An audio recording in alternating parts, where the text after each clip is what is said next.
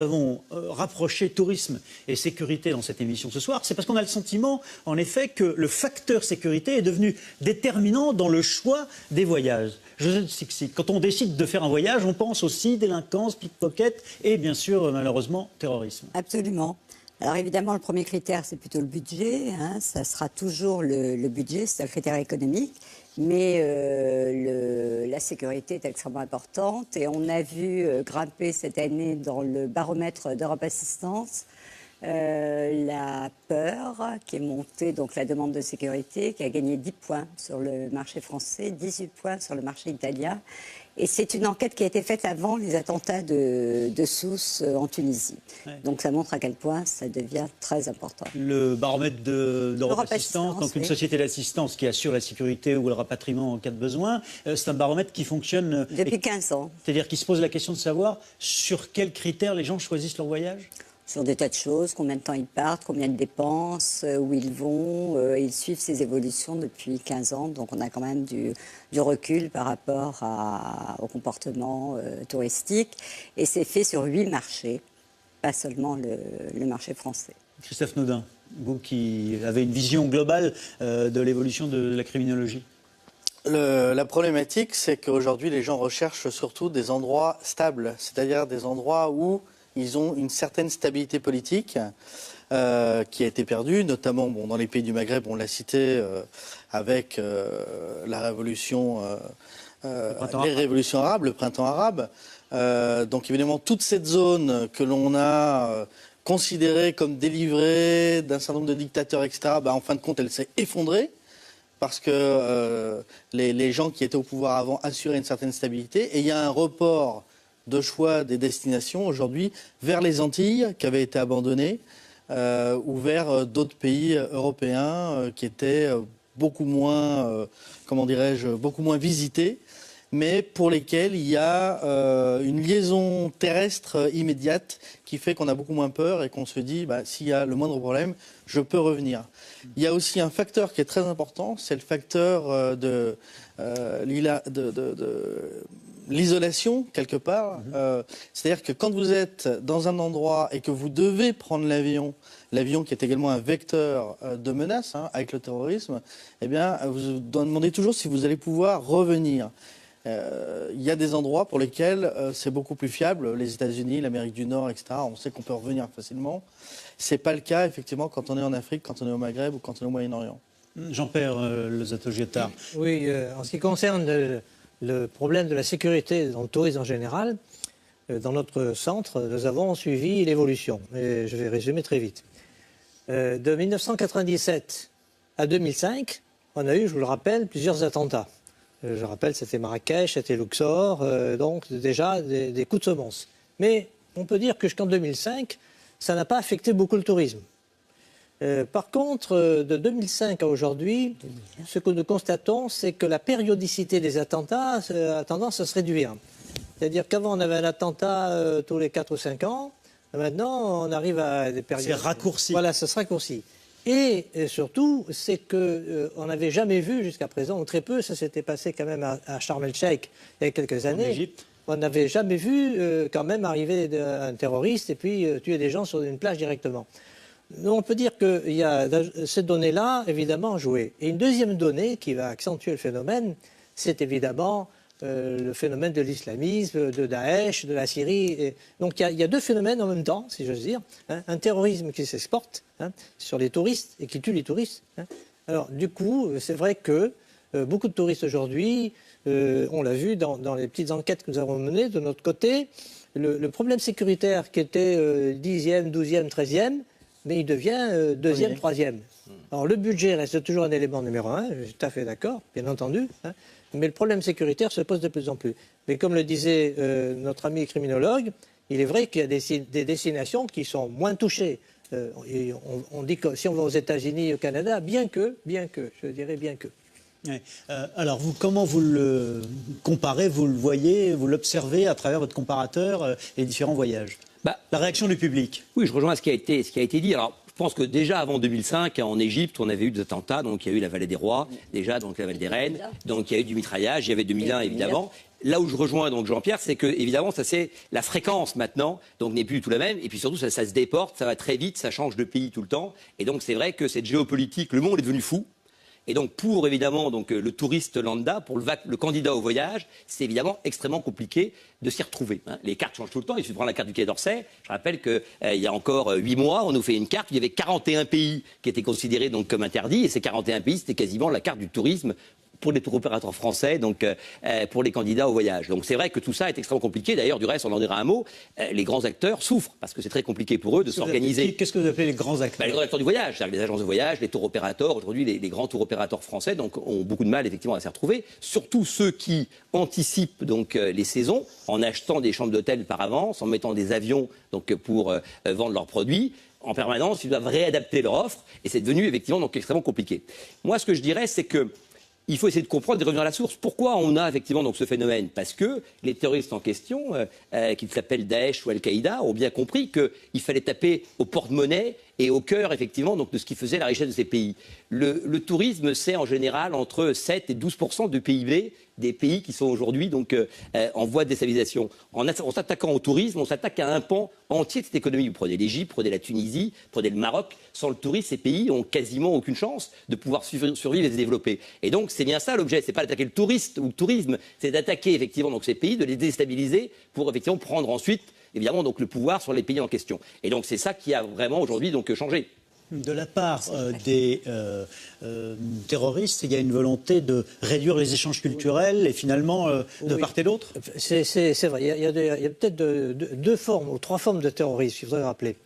La première, c'était surtout le cas des Palestiniens, on va dire, qui, eux, défendaient... C'est les années 70-80, c'est vieux. Hein. Donc, ils attaquaient surtout des États. Le deuxième forme, c'était Al-Qaïda. Hein. Al-Qaïda, déjà, effectivement... C'est le 11 septembre. Voilà, faisait attaquer, effectivement, des lieux touristiques, mais c'était aussi des coups de semonce pour les États arabes en tant que tels, en particulier l'Égypte. Aujourd'hui, c'est beaucoup plus large. C'est-à-dire que je rejoins ce que disait Jean-Pierre, c'est-à-dire, effectivement... En touchant l'économie, hein, les touristes, on touche l'économie. Et il est vrai que pour tous ces pays, on est entre 7 et 10% du PIB. Christophe Noudin, il y a une volonté de déstabilisation qui est ressentie, anticipée. On a quand même des outils pour essayer de savoir où on peut aller voyager. Il y a la carte, les cartes du Quai d'Orsay, du ministère des Affaires étrangères. Pas les cartes du Quai d'Orsay, elles sont faites à Paris, dans un bureau, si vous voulez, relativement tranquille. Mais sur la base des informations sur la base des informations qui viennent des ambassades. Mais elles ont une certaine valeur, il ne faut pas se le cacher. Hein. Mais parfois, il y a aussi de l'excès de prudence. Donc c'est ça qui pose aussi problème par rapport à des professionnels, parce qu'on va vous dire, n'allez pas dans tel pays, alors qu'en fait, il est fréquentable, enfin, jugé vraiment fréquentable. Et puis, il y a des zones dans les pays. Quand on dit n'allez pas en Égypte, on peut isoler le Sinaï par rapport, évidemment... Exactement, voilà, le Sud, etc. Moi, ce que je voudrais simplement souligner, je suis tout à fait d'accord avec ce que disent nos collègues ici, c'est que ce qui est compliqué, c'est qu'avant, il y avait une forme de terrorisme. On la comprenait plus ou moins bien, mais enfin, bon, c'était assez appréhendé. Et analysé par les gens. Quoi. Exactement. Aujourd'hui, il y a de multiples formes de terrorisme. Et c'est ça qui devient complexe. C'est ce qui devient complexe pour les personnes, parce que le monde devient fou. Il y a une universalité, si vous voulez, de l'attaque, quelque part, de la civilisation. Et, disons-le, il y a un problème islam. Aujourd'hui, c'est ce à quoi on pense, parce qu'on ne comprend plus l'islam. On va revenir sur cet aspect parce que c'est en effet un des secteurs qui est, sinon boycotté, de fait en tout cas, en désuétude un petit peu aujourd'hui depuis les attentats. Mais il y avait quand même une tradition, depuis les années 70, le début de la mondialisation, on s'est mis à voyager dans le monde entier. Et le tourisme aujourd'hui reste quand même une activité qui se développe de plus en plus. Josette. Oui, mais justement, en touchant le touriste, on touche aux valeurs occidentales. Donc, c'est quand même assez pratique, hein, au lieu d'aller attaquer différents endroits, etc. Les Asiatiques viennent aussi... Oui, mais bon, le touriste représente tout ce qui est haï, justement, par ce monde, par ces terroristes. Donc, on s'attaque aux touristes, on s'attaque à ces valeurs en même temps. Ça va plus vite que d'aller taper sur différents endroits. Donc, moi, je vois aussi comme ça. On s'attaque à l'économie, mais c'est aussi... Le tourisme est un concentré de tout ce qu'il déteste. Donc voilà, la cible est extrêmement symbolique et c'est pour ça que évidemment on n'est pas sorti d'affaires quand on est touriste. On reviendra sur cette dimension, notamment des pays musulmans qui ont des soucis économiques en ce moment à cause de ces aspects. Mais vous allez voir que la France elle-même, Paris, est aussi victime, en tout cas, des questions d'image quant à la sécurité. Il y a bien sûr eu Charlie Hebdo et puis quelques attentats, mais il y a aussi la question de la délinquance, des pickpockets. À Paris en particulier, la capitale française reste la première destination touristique mondiale, la première ville au monde en matière de tourisme, 30 millions de visiteurs étrangers par an. Mais depuis 5 ans, la délinquance, les pickpockets, les risques d'attentats, je le disais depuis janvier dernier, ont inquiété les touristes. Alors la préfecture de police et la ville de Paris ont pris les choses à bras-le-corps, se sont mobilisés. Tout n'est pas réglé, mais vous allez voir avec ce reportage de Marie-Charlotte Duluc, Laurent Saïda Diop, Joël Lefebvre et Dominique Lemarchand que les choses vont un petit peu mieux. Reportage. Tu regardes sur la gauche et des fois derrière, d'accord? Fais attention à la lésion au niveau des yeux. Rien ne doit leur échapper. On a toujours un circuit qui change. Pas que les gens soient habitués à voir une patrouille circuler au même endroit. Pas la moindre attitude, pas le moindre comportement inhabituel. Ce sergent et son unité font partie du plan Vigipirate. Nous regardons essentiellement les gens qui pourraient avoir, par exemple, laissé un colis suspect pendant un certain laps de temps au niveau de la Tour Eiffel, ou sinon qui pourraient attaquer des gens. Depuis les attentats de janvier, la France a relevé son niveau d'alerte. 7000 hommes sont déployés dans tout le pays pour surveiller des sites sensibles, lieux de culte et surtout en cette saison estivale, des zones touristiques comme la Tour Eiffel. On a aujourd'hui des soldats dont le métier est d'être attentifs à tous les signaux faibles, à tout ce qui peut varier d'un jour sur l'autre, d'une heure sur l'autre, et qui peut leur donner cette anticipation qui permettra d'avoir les quelques instants, les quelques secondes, les quelques minutes qui permettront d'échapper à un attentat. Une menace permanente qui n'a pourtant pas l'air d'effrayer ces touristes venus du monde entier. On se sent vraiment en sécurité ici. La police et les militaires sont partout. Jusqu'à maintenant, on se sent bien et heureux d'être là. De voir tous ces contrôles et tous ces soldats qui patrouillent, ça me rassure. Je me dis qu'ils pourront me protéger.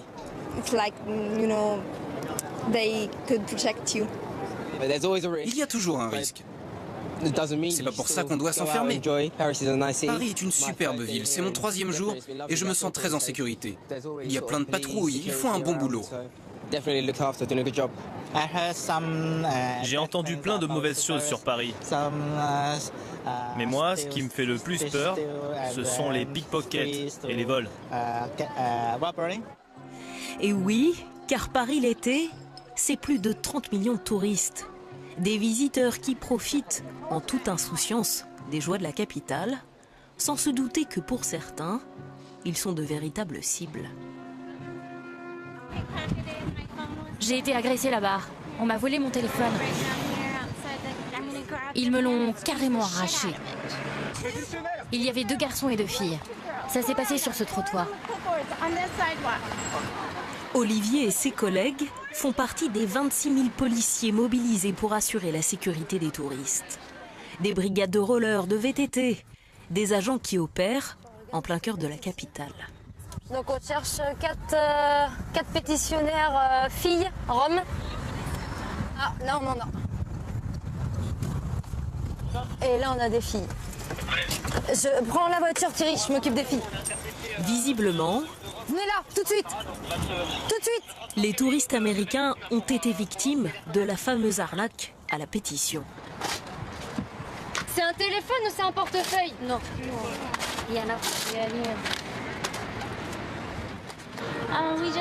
On sortait de l'église à Saint-Michel et ces 2 filles et 3 autres personnes nous ont approchés. Ils avaient un porte-documents et une pétition dessus. Ils ont mis le porte-document devant moi pour que je signe de manière très agressive. Ils se sont mis à pousser le porte-document contre moi et c'est là que mon téléphone a été volé. Je ne l'ai pas compris tout de suite. C'est après, quand ma sœur m'a dit « j'ai entendu parler de cette arnaque dans le guide touristique », que j'ai réalisé.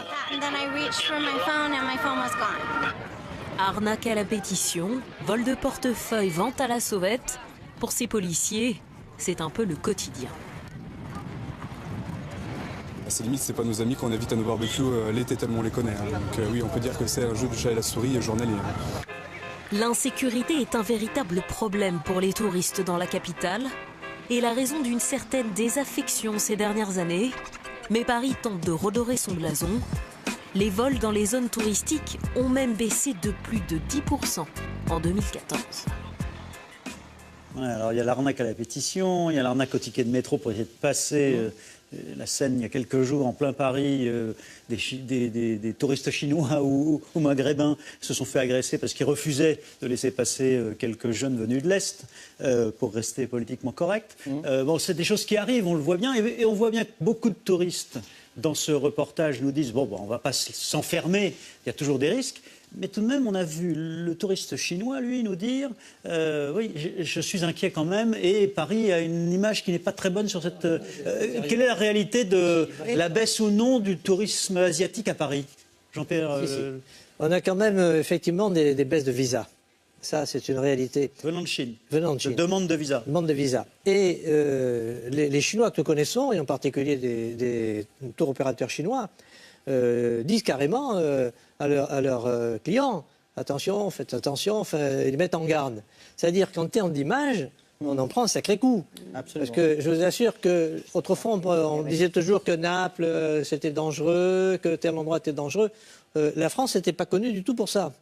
Et là, l'image touristique de la France, d'autant plus que nous qui voyageons, je peux vous dire, je vais en Italie, je vais dans d'autres pays d'Europe, on ne voit pas partout des militaires dans les gares, dans les métros, des policiers. C'est-à-dire, certains nous disent, mais vous êtes un état de siège, carrément. Ça rassure, on a vu aussi les touristes. On dit que ça rassure. Oui, peut-être c'est rassurant, mais je n'en suis pas si sûr. Christophe Naudin.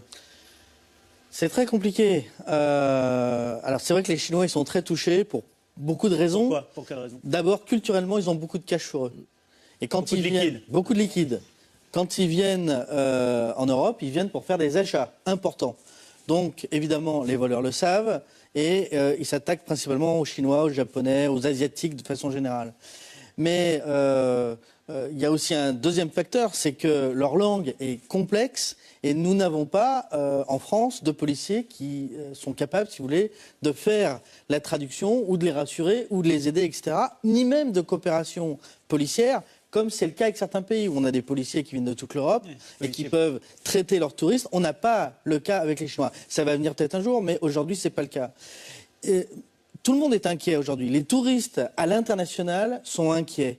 D'autant que cette délinquance de rue, qui les cible particulièrement, elle vient de l'étranger. Elle n'est pas du tout française. Ce ne sont pas des délinquants français. Ce sont des délinquants étrangers qui viennent des pays de l'Est, qui viennent du Maghreb, qui viennent d'Afrique et qui la commettent. Et en plus, si vous voulez, on a parlé du dispositif policier ou du dispositif militaire en termes de défense. C'est vrai qu'il est visuel et il n'a que cette utilité d'être visuel. Les policiers font le maximum de ce qu'ils peuvent, mais derrière, on a un autre problème, c'est le problème judiciaire. C'est-à-dire ? La justice ne suit pas. C'est-à-dire ? On applique à des étrangers les mêmes peines que celles qu'on appliquerait évidemment à des Français, ce qui est assez logique en termes de droit. Le droit est le même pour tous. Mais sauf que les étrangers, pour eux, ça les fait rire, si vous voulez. Quand on leur dit... Les trois quarts du temps, c'est des mineurs. Voilà, c'est des mineurs. Ils sont relâchés immédiatement. Etc. Donc, il y a une impunité absolue sur ce genre de choses qui a des conséquences extrêmement néfastes. C'est que quand vous êtes en Asie, vous entendez les gens qui disent n'allez pas en Europe ou n'allez pas en France, n'allez pas en Italie parce que ce sont des pays qui sont dangereux pour vous. Jean-Pierre Nadir, qu'est-ce qu'il en est alors du point de vue économique de la réalité de la baisse ou non du nombre de touristes asiatiques en France ? Il va y avoir cette année donc à peu près 1,5 million. Les chiffres restent importants. Voilà, 1,5 million de Chinois donc en France. Pourquoi le tourisme chinois ? Alors c'est beaucoup et peu à la fois. Oui. Il y a 100 millions de Chinois qui vont voyager dans le monde. Donc si vous voulez, 1,5 million, c'est relativement petit. Pourquoi c'est un enjeu fondamental ? Parce que ces 100 millions, c'est la plus grosse croissance donc, des touristes mondiaux, premier élément. Deuxièmement, les Chinois, ça a été dit, voyagent avec de l'argent parce qu'en fait, ils dépensent beaucoup en voyage. Et donc c'est aujourd'hui les touristes qui dépensent le plus. Donc le marketing de tous les pays vise évidemment donc les Chinois parce que c'est une clientèle qui est absolument exceptionnelle. Il se trouve que nous, dès le départ, on a des problèmes parce qu'en fait, à Paris, on manque d'hôtels 3 étoiles, qu'on a mis les Chinois donc plutôt en Seine-Saint-Denis, qu'il faut le dire, ils se sont fait dépouiller, c'est-à-dire qu'il y a eu des agressions où les bus se sont fait arrêter. Donc on carjacking sur l'autoroute A1. Carrément du Far West, c'est-à-dire que là on était dans des films de cow-boys. Donc maintenant les tours opérateurs se sont réorganisés, mais qu'est-ce qui se passe? Ils limitent la présence des Chinois, le nombre de jours des Chinois donc à Paris. Voilà, au profit donc de Londres notamment, et donc là on a un enjeu majeur. Et donc ce qui a été dit évidemment montre bien, on est un peu dépassé par cette insécurité parce que là on est dans la petite délinquance et c'est finalement la plus compliquée, c'est la plus compliquée à gérer, ce que vous avez dit, c'est-à-dire que on arrête des gens. Mais on les relâche tout de suite, donc on retrouve le même 2 heures après, et c'est sûr qu'évidemment, ça, c'est très compliqué. Je ne suis pas d'accord sur l'expression petite délinquance, parce que c'est de la criminalité organisée, si vous voulez. Donc au contraire, ce sont des groupes qui sont très structurés. C'est de la grande délinquance qui anime des petits délinquants. C'est de la grande délinquance qui anime des petits et qui joue sur l'impunité judiciaire. Tout à fait, parce qu'ils mettent des mineurs et qu'ils ont organisé en fonction de nos points faibles. Mais comment ça se passe à Londres, par exemple? Il n'y a pas la même délinquance à Londres? Alors d'abord, il y a certains pays pour lesquels il y a une police touristique, ce qui n'existe pas chez nous. Où, par exemple?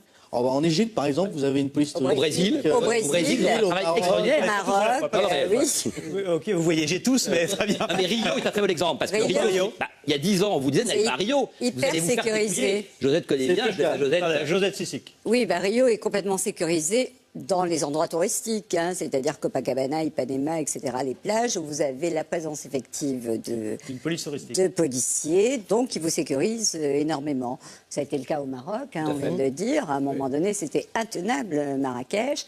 Il y a 20 ans, on a installé une police touristique qui, effectivement, a quand même été assez efficace. Donc, on pourrait le faire. Tout à fait. Ça marche. Et qui, d'ailleurs, fait 2 choses. À la fois, effectivement, elle évite la délinquance, mais également, elle évite les agressions verbales permanentes des commerçants, etc. C'est-à-dire que le touriste se sent protégé d'un seul coup. Vous allez dans les souks à Marrakech, il y a 10 ans, c'est une agression permanente, et viens voir, ici, mon ami, tu vas voir. Bon, et maintenant, c'est fini tout ça. Donc, ils ont bien réussi à gérer la chose. Pourquoi est-ce que les Chinois ne se font pas autant agresser à Londres?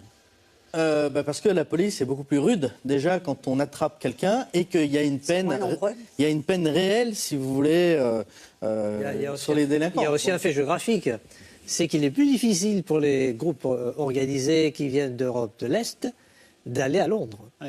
Attention, l'accès à la Grande-Bretagne est beaucoup plus filtré. Chez nous, ça commence à l'aéroport avec les taxis, si vous voulez. Il y a déjà un problème, si vous voulez, parce que vous êtes assailli, quand vous êtes touriste, par des gens qui vous posent des taxis qui sont clandestins. Justement, il y a un téléspectateur de C'est dans l'air qui nous demande, avec cette question, mes amis étrangers adorent la France, mais disent être mal reçus, prix, sécurité, propreté, amabilité, capacité à communiquer. Comment leur donner tort? Josette Sissic. Oui, c'est le problème de l'accueil, cet éternel problème de l'accueil qu'on traîne depuis, depuis 50 ans.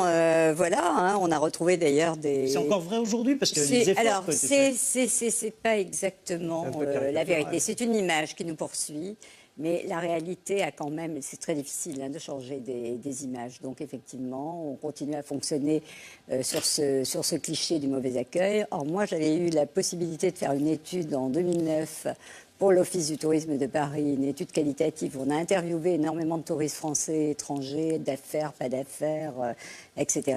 Et on s'est rendu compte que non, que les touristes étaient plutôt très agréablement surpris par l'accueil qu'on leur réservait en France. Bon, c'était avant les histoires de criminalité. Ouais. Ils nous disaient, tiens, les Français parlent des langues étrangères, on ne s'y attendait pas. Oui, on s'est mis à parler davantage l'anglais, on sourit davantage quand même. Absolument. Et quand on a interrogé les Parisiens pour savoir quelle était leur perception des touristes, ça c'était extrêmement intéressant parce que on a pris 3 quartiers, des quartiers très touristiques, pas touristiques et moyennement touristiques.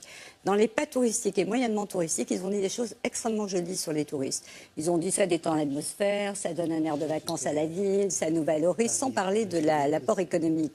En revanche, dans les quartiers très touristiques, et malheureusement il y a des touristes qui viennent que dans ces quartiers-là, c'est-à-dire que ça va être la Tour Eiffel, Montmartre, etc. Là, les choses ne se passent pas bien parce qu'il y a trop de monde, ça sature. Donc, c'est le paradoxe. Alors, c'est le tourisme où ça se passe moins bien. Où ça se passe moins bien, et la plupart des touristes qui viennent à Paris, c'est 2 jours et demi. Donc, pendant 2 jours et demi, ils vont aller à la Tour Eiffel, au Trocadéro, autour de Notre-Dame, donc dans les endroits saturés, donc où les choses se passent mal. Donc, je pense que c'est une des explications. Évidemment, je ne peux pas vous résumer tout ce qu'on a trouvé, mais c'en est une. Oui. Jean-Pierre Lozato-Giotard. Je disais quelquefois qu'avec tous les défauts qu'on a, Si en plus on n'en avait pas, on serait formidable. Déjà qu'on n'est pas si mauvais. Mais pour revenir à ce que disait Josette, en effet, dans les quartiers aujourd'hui où il y a un tourisme de découverte, ce pari insolite, les gens ont tendance aujourd'hui, les étrangers, les Français d'ailleurs, à vouloir connaître d'autres formes de tourisme, d'autres types de contacts, ça se passe très bien. Et c'est vrai que la Tour Eiffel attire les délinquants, comme la place Saint-Marc à Venise attire les délinquants. Dès qu'on a des fortes concentrations... Mais il y a quand même un paradoxe, c'est qu'il a fallu que les employés de la Tour Eiffel, et ceux du Louvre d'ailleurs, de sécurité, se mettent en grève pour avoir un coup de main supplémentaire et qu'on comprenne peut-être qu'il fallait se mobiliser pour, il faut dire pour résoudre ces sujets-là. Je n'ai pas les statistiques tout à fait précises, mais il faut dire aussi que la croissance de la petite délinquance a été ultra rapide dans les derniers 18 mois. Ouais. C'est-à-dire qu'on avait effectivement ce genre de choses avant, mais là, ça a pris une ampleur quantitative, je dirais relative, extrêmement importante. Et c'est ça la nouveauté surtout. La médiatisation via Internet. Parce que le problème des Chinois, c'est ça, c'est qu'il y a eu une surmédiatisation de cette agression d'un autocar. Ça veut dire qu'Internet, c'est le téléphone arabe des Chinois. Ah bah oui, ils sont tous branchés là. Il y a 600 millions de Chinois quand même qui est connectés à Internet et sur les réseaux sociaux. Donc ça a fait un buzz absolument incroyable, cette histoire. Donc du coup, ils étaient terrorisés. Donc ça, c'est quand même un élément important. On note aussi les lieux, pas uniquement les établissements aujourd'hui. Oui, bien sûr. Mais alors, juste une chose, c'est que vous dites qu'on est le premier pays touristique. Permettez-moi quand même de revenir là-dessus, puisqu'on sait bien qu'en termes de recettes, on est maintenant le 4e pays touristique, puisque la Chine, pour la première année, est passée devant la France. Et donc, ça montre bien quand même le problème de la France, c'est qu'on a un gros volume, alors sur lequel on pourrait débattre, et en tous les cas une recette unitaire qui est relativement faible, ce qui montre que les gens ne restent pas très longtemps, en tous les cas ne consomment pas beaucoup. Et donc là, il y a un vrai enjeu pour la France, qui participe de tout ce qui a été dit par notre téléspectateur, ou ses amis, et qui participe aussi évidemment d'une reprise en main d'un certain nombre de sujets, dont évidemment le développement des zones touristiques à Paris, la fameuse loi Macron, qui devrait permettre aussi d'étendre la possibilité des commerces, puisque pour que les gens consomment, encore faut-il effectivement que le commerce soit ouvert. Donc ça, c'est quand même un enjeu important. Grosse différence avec Londres. Mais j'ai vu dans les critères souvent de critique, dans les notes pas très bonnes parfois de Paris ou deux aspects, la propreté. On dit que Paris est une ville très sale, et puis la grève des taxis. Alors. Les taxis, pas tout ça à la fois. Josette Sissic, allez-y. Non, le problème de la propreté est dramatique. On le voit apparaître dans toutes les enquêtes qu'on fait depuis 20 ans. Paris est une ville sale. On vous dit même qu'ils sont mauvais. Les touristes vous disent, mais on rentre dans le métro, ça sent mauvais. C'est quand même impardonnable d'avoir ce type de... Mais même Delanoë l'a reconnu. Vous savez que Delanoë a fait une déclaration il y a un an et demi en disant ancien maire de Paris, ce que j'ai loupé, c'est la propreté. J'ai pas veillé assez à cet aspect des choses. Quand on va à Londres, par exemple, ou à Berlin, la comparaison est dramatique. Ce n'est pas notre avantage, on vous l'accorde. Une anecdote de tout simple. Je me suis trouvé, moi, avec des groupes de touristes américains. Nous allons dans une boulangerie. Et figurez-vous que plusieurs Américains qui étaient là n'ont pas voulu prendre les croissants, etc., parce qu'ils ont dit comment ça se fait qu'on prenne le pain, les croissants, et qu'ensuite on rende la monnaie directement. Donc vous voyez, c'est choquant. Aux États-Unis, c'est vrai que de ce côté-là, ils sont très, très précis. Et bon, ça fait partie un petit peu des anecdotes, mais c'est pas vrai. Joseph Sissic, il y a un point que développait bien Jean-Pierre Nadir, c'est qu'au fond, aujourd'hui, on a un gros manque à gagner pour l'ensemble des acteurs, des professionnels du tourisme en France. À cause de tous ces aspects. Pas que. On est aussi dans une situation très concurrentielle, ce qui n'était pas le cas il y a ne serait-ce que 20 ou 30 ans. Notre ami géographe pourra en parler mieux que moi. Donc aujourd'hui, on a le choix. Donc effectivement, cette concurrence fait perdre des parts de marché à la France. On est un pays dont les équipements ont vieilli beaucoup, et notamment l'hôtellerie. On a sans doute perdu beaucoup de parts de marché. On ne renouvelle pas assez le parc hôtelier. Balnéaire, et oui, beaucoup sur le balnéaire. Nos petites stations mises en plage, ça a fini. En 10 ans, 3000 hôtels en moins en France. C'est le seul pays qui n'a pas de croissance de chambres d'hôtel. Tous les pays sont plutôt à plus 5% en construction, en bâti. On est le seul pays qui régresse. Mais comment ça se fait Comment ça se fait, c'est qu'aujourd'hui, la législation vous incite plutôt à passer en résidence locative, plutôt effectivement en hôtel, parce que les rénovations coûtent très cher, parce que vous avez un certain nombre d'obligations à commencer par la fameuse ascenseur. Donc les règles sont trop lourdes. Beaucoup trop lourd. Et donc les petits hôtels n'arrivent pas à rénover, et donc les propriétaires effectivement passent à autre chose. Et donc si vous prenez Paris, puisque c'était le cas évoqué, à Paris depuis 10 ans, Vous n'avez pas construit une chambre d'hôtel. Nous avons 80 000 chambres d'hôtel. Depuis 10 ans. Oui, parce qu'en fait, vous avez des hôtels nouveaux qui sortent, les fameux palaces, mais au détriment des 3 étoiles, des 4 étoiles. À Londres, vous avez 130 000 chambres d'hôtel. À New York, vous êtes passé de 80 000 à 100 000. Nous, on stagne à 80 000. À un moment donné, si vous n'avez pas de structure d'accueil, le tourisme mondial va doubler. On est à 1,1 milliard, on va passer à 2 milliards.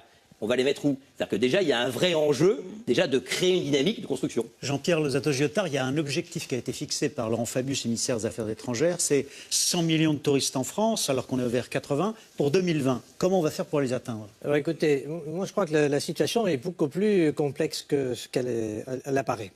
D'abord, je tiens à rappeler que la France n'a jamais été le numéro 1 des recettes touristiques. Il faut jamais le rappeler. Elle a été au mieux toujours 3e. Elle a toujours été battue par les États-Unis et l'Espagne, toujours en termes de recettes. Le nombre de gens qui viennent ne veut pas dire forcément l'argent gagné. États-Unis, 125 milliards. Voilà. Espagne, 65 milliards. La France, 55 milliards. Donc vous voyez quand même les différences. Là, c'est une situation ancienne. Ce qui est nouveau, c'est que la Chine, mais ça, on comprend, la Chine va devenir évidemment à la fois la première destination, le premier pays émetteur, c'est une grande évidence. Par contre, ce qui est préoccupant, c'est ce que disait donc Jean-Pierre tout à l'heure, c'est que sur le plan qualitatif, voilà, je reviens donc à ce que je connais, sur le plan qualitatif, nous avons plutôt tendance à reculer. Alors, on recule, c'est-à-dire les hôtels, la qualité de certains hôtels 2 étoiles, moyens, ça va plus très bien. Par contre, on a fait des progrès au niveau des campings. Vous voyez, en sens inverse. Les campings se sont améliorés. Maintenant, il y a une autre caractéristique française. N'oublions pas que la France, c'est le premier pays en termes de résidences secondaires. Et c'est aussi un pays qui fait beaucoup de gîtes ruraux, qui a donc des formes d'hébergement qui sont tout à fait différentes et qui correspondent de plus en plus à la demande de touristes aujourd'hui qui demandent nature, culture et autres. Donc je crois qu'il faut prendre ces problèmes, pas d'une façon trop radicale et trop caricaturale.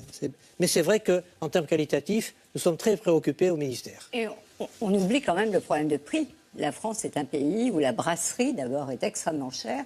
Ça, pour les jeunes le déplorent énormément. Le coca à 4-5 euros, alors qu'à Barcelone, il était à 1 euro. C'est quand même très pénalisant. Oui, il y a une telle différence. Oui, il y a ce type de différence. D'ailleurs, j'ai vu un article encore hier matin sur Slate ou je ne sais quoi qui disait mais pourquoi paye-t-on à Lisbonne, en centre-ville, à 1 euro un jus d'orange et pourquoi on le paye 5 euros à Paris? Donc on a quand même ce problème, la restauration qui reste malgré tout chère et l'hôtellerie dont les prix flambent dès qu'on est en période en haute saison, c'est-à-dire septembre, octobre, etc., où les hôteliers multiplient les prix sous prétexte qu'il y a des congrès et autres. Alors, on vient d'évoquer ce qu'on pouvait améliorer et le facteur sécurité et son impact sur le tourisme français, mais on va voir aussi tout de même, il faut le rappeler, que les premières victimes du terrorisme et de la délinquance aujourd'hui en matière touristique, ce sont les pays musulmans de la Méditerranée, la Tunisie en particulier, qui a perdu 80% de ses visiteurs étrangers depuis l'attentat de Sousse. Dans ce pays où le tourisme engendre 400 000 emplois directs, c'est donc une catastrophe. Du coup, la Tunisie est devenue une destination. Très bon marché. Reportage sur place de François-Xavier Rigaud et Stéphane Lopez. Depuis que l'attentat s'est arrivé, pratiquement tout le monde est parti. Il y a combien de touristes dans l'hôtel? Ce jour-là, il y avait 670, je crois. Et aujourd'hui? Maintenant, il y a 11 clients.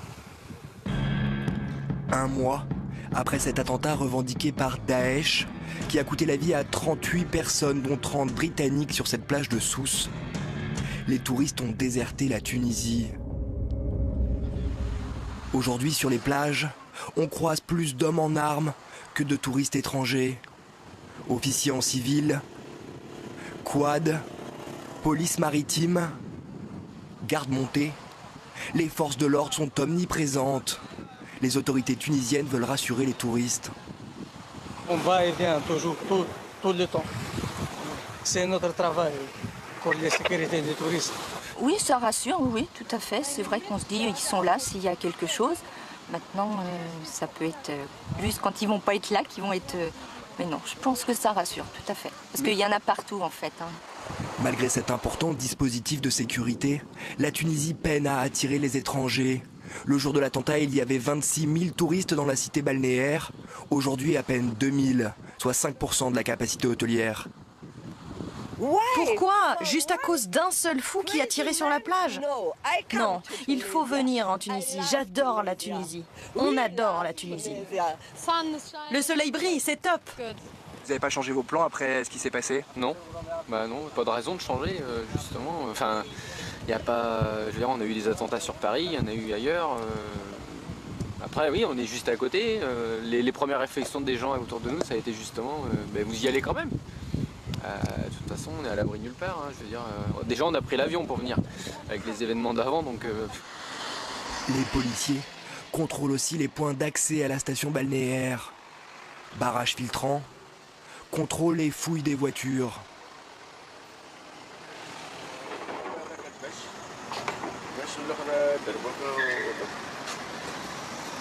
On a des policiers qui sont armés à un fusil et autres à un pistolet normal. Nous avons installé des agents avec un pistolet ou un fusil directement à la porte de l'hôtel. Depuis l'attaque du 26 juin ici à Sousse, le gouvernement tunisien a mis à la disposition des hôtels 1300 agents armés. Ça, c'est notre plage privée, de toute façon. Comme vous voyez, c'est vide maintenant. Nous avions avant l'attentat 1400 clients ici. 1400 clients à l'hôtel. Et maintenant, nous avons 135 aujourd'hui, pas plus. C'est une catastrophe pour vous? Catastrophe pour les hôteliers, pour la Tunisie, pour l'économie tunisienne. À ce moment-là, l'année dernière, nous avions 1500 clients à l'hôtel. L'hôtel était complet. 80% de clients en moins. Pour ce directeur d'hôtel, la saison estivale est déjà perdue. Les conséquences sont lourdes pour l'économie tunisienne. Le tourisme représente plus de 7% du PIB, 400 000 emplois directs et 2 millions indirects, dans un pays où le taux de chômage frôle déjà les 15%. Vous avez combien de salariés, vous, ici? Maintenant, bien avant l'attentat. De toute façon, avant l'attentat, nous avons 420 employés, de toute façon. Et maintenant, on tourne avec 156 employés, pas plus. Parce que l'occupation est très basse, 135 personnes, donc on a réduit le personnel. Nous sommes obligés de réduire le personnel. Nous sommes obligés de réduire. Pour faire face et éviter la fermeture de nombreux hôtels, les professionnels du tourisme tunisien cassent les prix. Aujourd'hui, on trouve des séjours tout compris à moins de 300 € la semaine.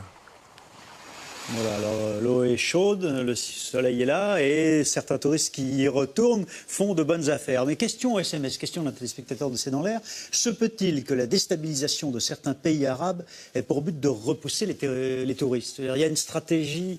Ah oui, il y a clairement une stratégie, effectivement, de repousser tout ce qui symbolise l'Occident.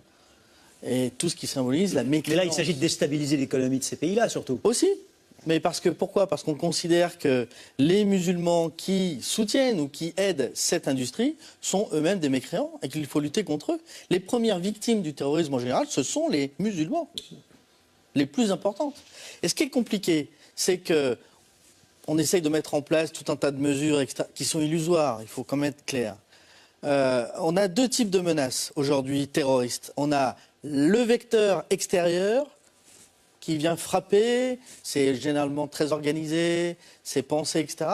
Et puis désormais, on a, et c'est nouveau dans cette stratégie, le vecteur intérieur. C'est-à-dire qu'on a métastasé en fait l'ensemble des sociétés et occidentales et musulmanes. Les fameuses initiatives solitaires, les Exactement. solitaires. Voilà. Tous ceux qui ne sont pas en capacité d'aller combattre pour Daesh en Syrie, faites votre djihad vous-même. Faites l'action que vous souhaitez faire. Donc on a des gens qui surgissent comme ça, qu'on ne connaît pas, qu'on n'avait pas repérés, et qui commettent des attentats amateurs, mais dangereux. Oui, cela dit, cette sécurité omniprésente, c'est favorable, c'est défavorable? En Tunisie, comme ça a une part d'efficacité quand même. Ça a une part d'efficacité quand ce sont les moyens de l'État qui sont engagés, c'est-à-dire quand on a des policiers ou des gendarmes qui sont en place. Mais quand on essaye de remplacer ces policiers qui coûtent cher ou ces gendarmes qui coûtent cher par des sociétés privées de sécurité, ça n'a plus aucun impact. Josette Sissik, le tourisme en Tunisie, on voit que certains résistent et y vont toujours parce qu'ils voient bien que c'est tout de même un pays magnifique. Comment vous le voyez évoluer? Moi, je suis très pessimiste. Les gens ont peur, ils ont raison d'avoir peur. On parle de cet ennemi invisible, il est partout. C'est pas parce qu'il y a des policiers qu'il peut pas surgir d'un moment à l'autre. Donc c'est quand même, ça peut arriver n'importe où. Ça peut arriver à Paris, ça peut arriver n'importe où. Donc c'est quand même tout à fait terrifiant. On n'a pas d'armes pour lutter contre. Donc la Tunisie a quand même été frappée 2 fois, coup sur coup. Elle est à côté de la Libye. C'est quand même pas très sécurisant. Donc moi je le vois malheureusement très mal évoluer comme en Égypte. Et les gens savent aujourd'hui, il y a une surmédiatisation bien sûr de tout ce qui est terrorisme. Les gens sont plus ou moins fragiles aussi. Qu'est-ce qu'il en est du tourisme en Égypte précisément, vous venez de la citer? Effondré. Il ne tourne plus qu'avec les touristes russes et un peu les touristes italiens, parce que quand même, la peur, c'est aussi une question de proximité. Tous ces pays sont à côté de chez nous. Il y a une proximité géographique, une proximité historique, une proximité culturelle. Donc évidemment, on est beaucoup plus vulnérable quand on est européen que quand il y a un attentat en Inde qui ne touche que des Indiens, parce que ceux-là sont très loin. Donc il y a la grande histoire, puis il y a la petite histoire aussi, il y a l'histoire individuelle de chacun qui va jouer. Donc il y a plein de choses qui font qu'on a plus ou moins peur. Donc en ce moment, on a plutôt plus peur. Et ce qui est intéressant quand on est touriste, et ça on l'avait étudié aussi, c'est qu'en fait, il y a des gens, c'était après les attentats de Londres, il y a des touristes qui ont les moyens d'avoir peur, c'est-à-dire qu'ils ont acheter des billets qu'ils peuvent échanger ou des forfaits, etc., qu'ils ont les moyens d'échanger, de reporter, etc. Donc, ils ont les moyens économiques d'avoir peur. Et puis, il y a tous ceux qui n'ont pas les moyens d'avoir peur parce que leur forfait n'est pas échangeable, ni reportable. Donc, ceux-là, ils essayent de se raisonner, de se donner du courage et de dire, tant pis, on y va. Et là, je trouve qu'il y a vraiment c'est intéressant, quoi. Il y a un véritable gouffre entre ceux qui peuvent se permettre d'avoir peur. En gros, tout le monde a peur, à mon avis. Mais il y a ceux qui peuvent se permettre d'annuler et ceux qui, malheureusement, comme les gens qu'on a vus là, qui disent bon tant pis, on y va, quoi. Jean-Pierre Nadir, les destinations, alors il y a d'autres destinations qu'on a discuté. On dit que la Turquie aussi aujourd'hui. Oui, bien sûr. Donc on peut rebondir sur ce qui a été dit tout à l'heure. Donc clairement aujourd'hui, les destinations d'obédience musulmane n'ont pas la cote et sont considérées comme effectivement des destinations à risque, très clairement, puisqu'on voit que le Maroc, qui lui pour l'instant donc n'a pas connu de problème particulier, est aussi en très forte baisse. Alors je ne donnerai pas de chiffres, parce qu'il y a un marketing du chiffre et que les Marocains disent que finalement ça marche très bien, mais enfin quand on y va, c'est pas l'impression que ça donne. Pour revenir à nos amis tunisiens, moi je pense quand même qu'il faut avoir un sentiment de solidarité avec eux, quoi. Les Tunisiens sont nos frères, sont des gens qui nous ont accueillis pendant des années. On a été en vacances les uns et les autres, à des tarifs défiant toute concurrence, dans des conditions qui étaient formidables. Et aujourd'hui, voilà un pays donc qui est au bord de l'implosion sociale, parce qu'évidemment, donc on l'a dit, 400 000 emplois directs, mais surtout 2 millions indirects et peut-être même plus. Et on voit bien que l'hôtelier donc qui intervenait et qui passe de 450 personnes à 150, en Tunisie, il n'y a pas d'avantage social, il n'y a pas de pôle emploi, et quand vous êtes renvoyé, vous ne touchez plus de salaire. Donc là, on va avoir une manne pour le terrorisme extraordinaire. Ça continue comme ça, parce qu'en fait, il y a des corps de gens qui vont être totalement inactifs, des familles entières qui vont se retrouver sans le sou, et évidemment, ça c'est un terreau. Donc il faut lutter contre ça, et clairement, effectivement, donc réussir à recréer une dynamique. Alors, je pense que... Vous faites comment? Alors, je pense qu'après le Bardo, nos amis tunisiens le musée du Bardo, l'attentat du musée du Bardo, donc qui concernait des croisiéristes, donc qui allaient en excursion. Je crois qu'ils n'ont pas été, la réaction n'a pas été assez forte et qu'ils ont finalement pris les choses de manière un peu molle. Là, très clairement, après Sousse, ils sont en train de prendre des mesures extrêmement fortes, alors avec les moyens qui sont les leurs.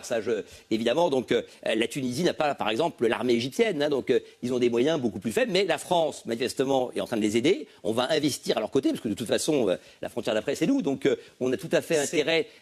C'est pas trop tard quand on voit qu'il y a plus de militaires que de touristes parfois sur les plages. La saison dont on parle, évidemment, donc celle-là, donc elle n'a plus de sens, elle est trop tard. Vous savez, au plus haut, la Tunisie a accueilli 1 600 000 Français. Cette année, ils vont faire 300 000 Français.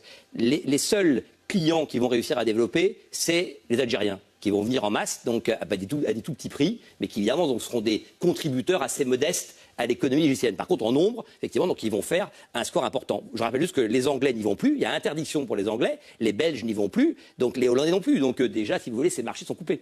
Jean-Pierre Lozato-Gétard. Oui, la situation est assez, une fois de plus, complexe. J'ai eu le plaisir, en 1987, d'inaugurer pour Al-Kantaoui, c'est-à-dire Sousse, et de bien connaître les lieux des attentats et de participer déjà à 2 missions précédentes avec, entre les Français et les Tunisiens. En fait, le cas de la Tunisie est un peu particulier. Je m'explique. Dans un ensemble géostratégique qui intègre les périls dont nous venons de parler, il faut comprendre que la Tunisie, c'est le maillon faible de tout le système. C'est-à-dire c'est le pays le plus faible. C'est aussi le pays qui a une situation géostratégique très importante. C'est un pont entre l'Europe et donc le Maghreb. Et tout ça explique que, jusqu'à l'attentat du Bardo, le gouvernement tunisien, c'est vrai, il n'a pas trop réagi, on peut dire. Mais depuis, je rappelle que récemment, il y a eu l'état d'urgence a été décrété. Et il est toujours en vigueur. C'est les mesures qu'évoquait Jean-Pierre. Absolument.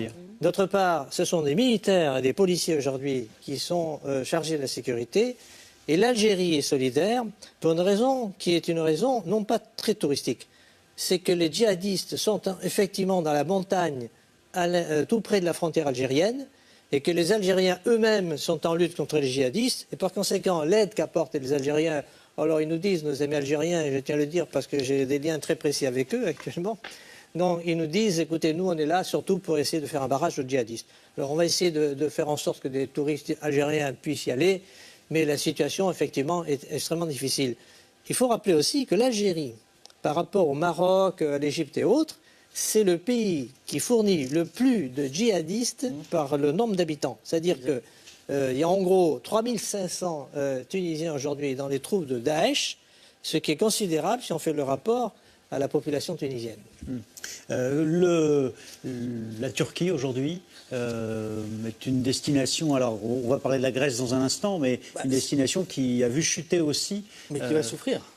Et qui va souffrir énormément parce que pendant des années, on a expliqué à la Turquie que le PKK c'était pas bien, etc., que les Kurdes, etc., il fallait assurer la sécurité de l'État en combattant contre le PKK. Et le PKK, c'est le parti du Kurde. Le parti des Kurdes. Et puis aujourd'hui, alors que Daesh, effectivement, est dans la zone syrio-irakienne, on leur dit « Ah non, maintenant les Kurdes, c'est nos amis. Donc vous devez être gentils avec les Kurdes. » Évidemment, les Turcs n'y comprennent plus rien.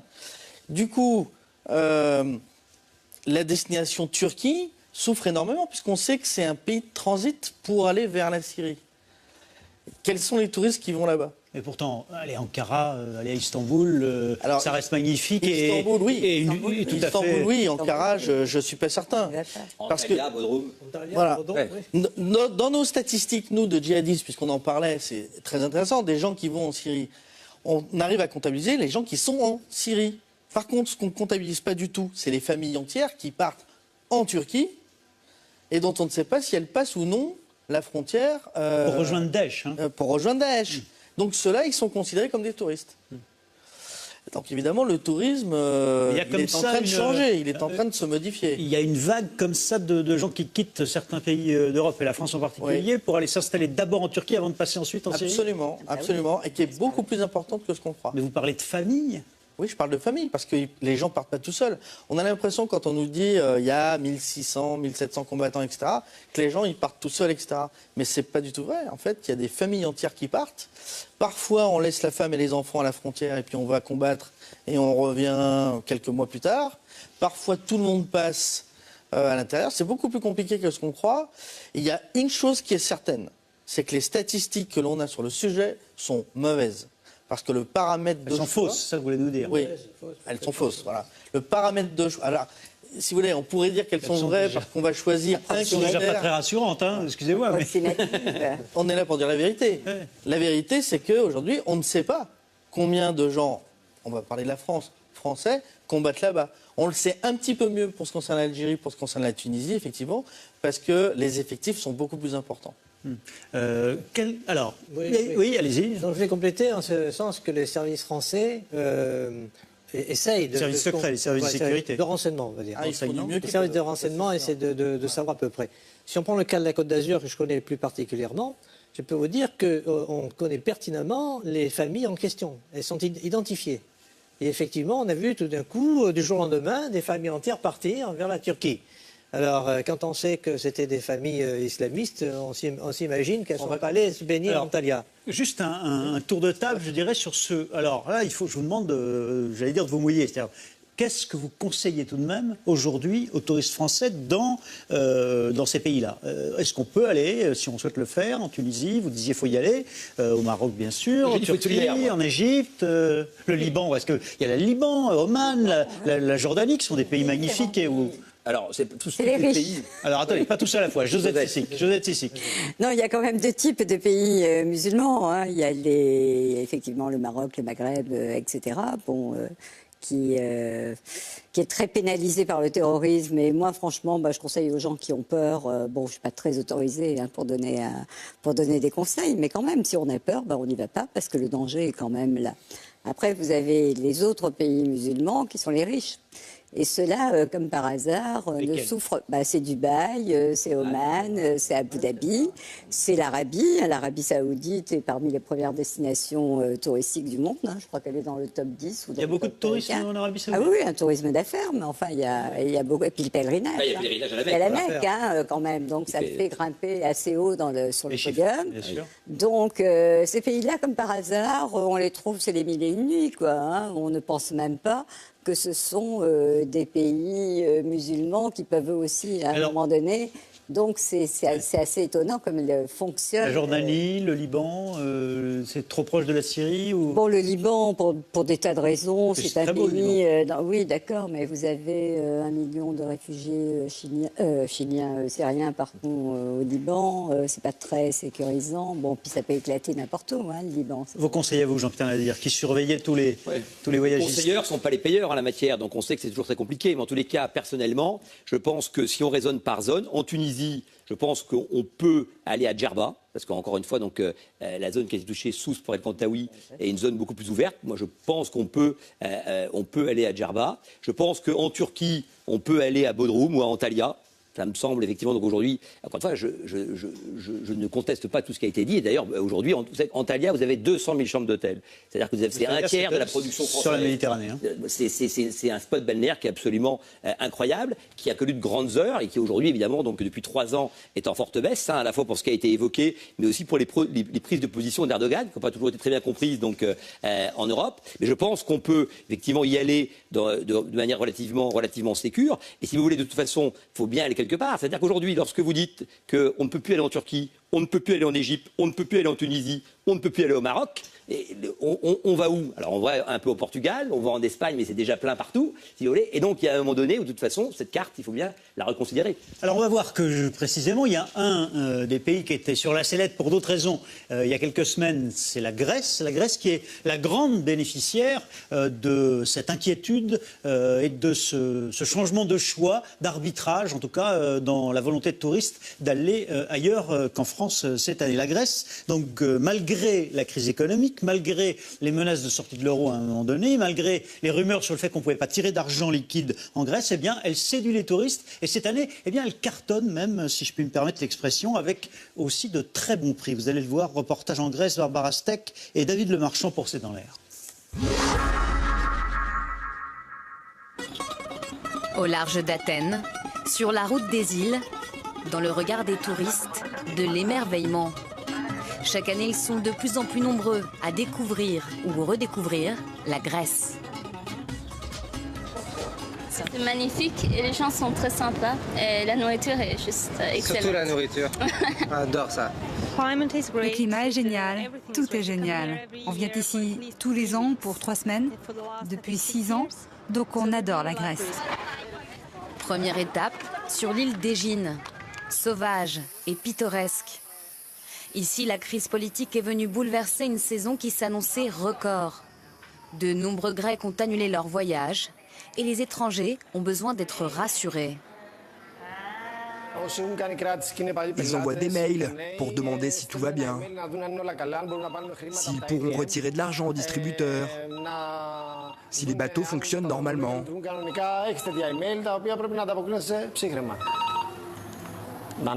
Allô, oui? Bonjour. Comment allez-vous? Bien, et vous? Cette fois, pas d'annulation, mais une simple modification. Ok, tout va bien. Oui, tout fonctionne normalement. On vous attend le 15.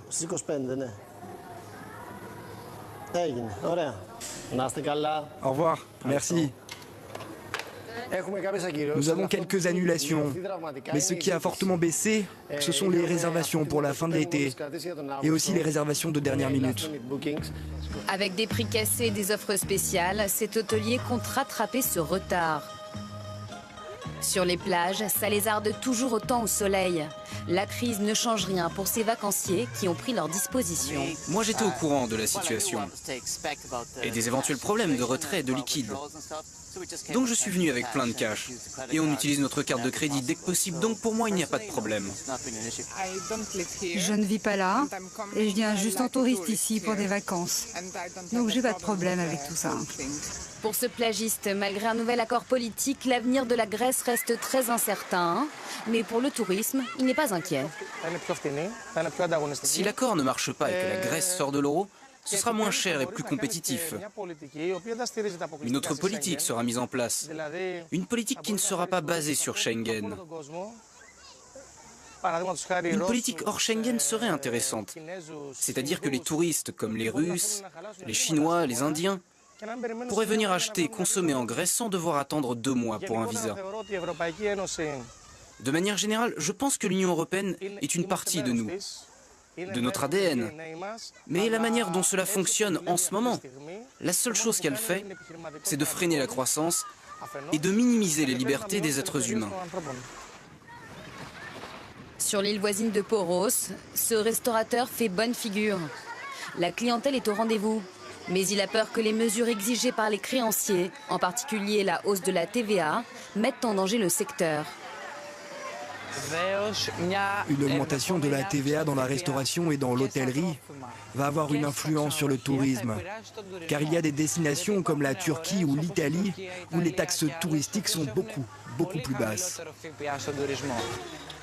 Rester compétitif, mais à quel prix? Ce restaurateur ne veut pas faire payer l'addition à ses clients. Résultat, moins de profit et d'embauche dans un secteur qui emploie 1 personne sur 5 en Grèce. Alors notre émission, ce C'est dans l'air ce soir, c'est la sécurité et le tourisme. Et il n'y a pas au sens de la délinquance ou du terrorisme de problème de sécurité en Grèce. Hein. Non, il n'y en a pas. Et pourtant, il y a beaucoup de problèmes sociaux. Donc on voit que c'est un des facteurs les plus importants, peut-être après le budget, de choix des gens. Et puis il y a un autre facteur en ce qui concerne la Grèce. D'abord, c'est la même monnaie, donc c'est quand même bien pratique. Et deuxièmement, il y a une territorialité, il y a une continuité territoriale, ce qui fait que si on a un problème en Grèce, on peut s'en aller rapidement, sans difficulté. Ce qui n'est pas possible quand on est sur une île ou quand on est isolé. Josette Cécile, vous croyez que les gens aussi ont choisi finalement de se dire allez, on va les aider parce qu'ils ont eu des gros soucis, ils veulent soutenir Tsipras ou le gouvernement ou en tout cas la population grecque? Alors, n'exagérons rien. La Grèce a toujours été une grande destination touristique, il ne faut pas l'oublier. Pour les Français, oui. Pour tout le monde. Hein. C'est un pays qui doit être 15e aujourd'hui au niveau classement. C'est un petit pays, il y a 16 à 20 millions de touristes. C'est un tourisme, on n'a pas attendu aussi, même le XXe siècle. Historiquement, tout le monde a été en Grèce, ça a été un voyage initiatique pour beaucoup de grands écrivains, d'ailleurs, que ce soit Théophile Gautier, Freud, etc.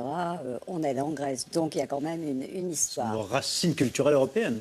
Il y a énormément de Français qui sont très hellénophiles, c'est comme ça qu'on dit, donc qui fréquentent ce pays. En ce qui concerne la progression, elle a eu lieu depuis 4 ans déjà, et l'an dernier, la Grèce elle date pas des problèmes à plus avec 23%, ce qui est quand même énorme sur tous les marchés.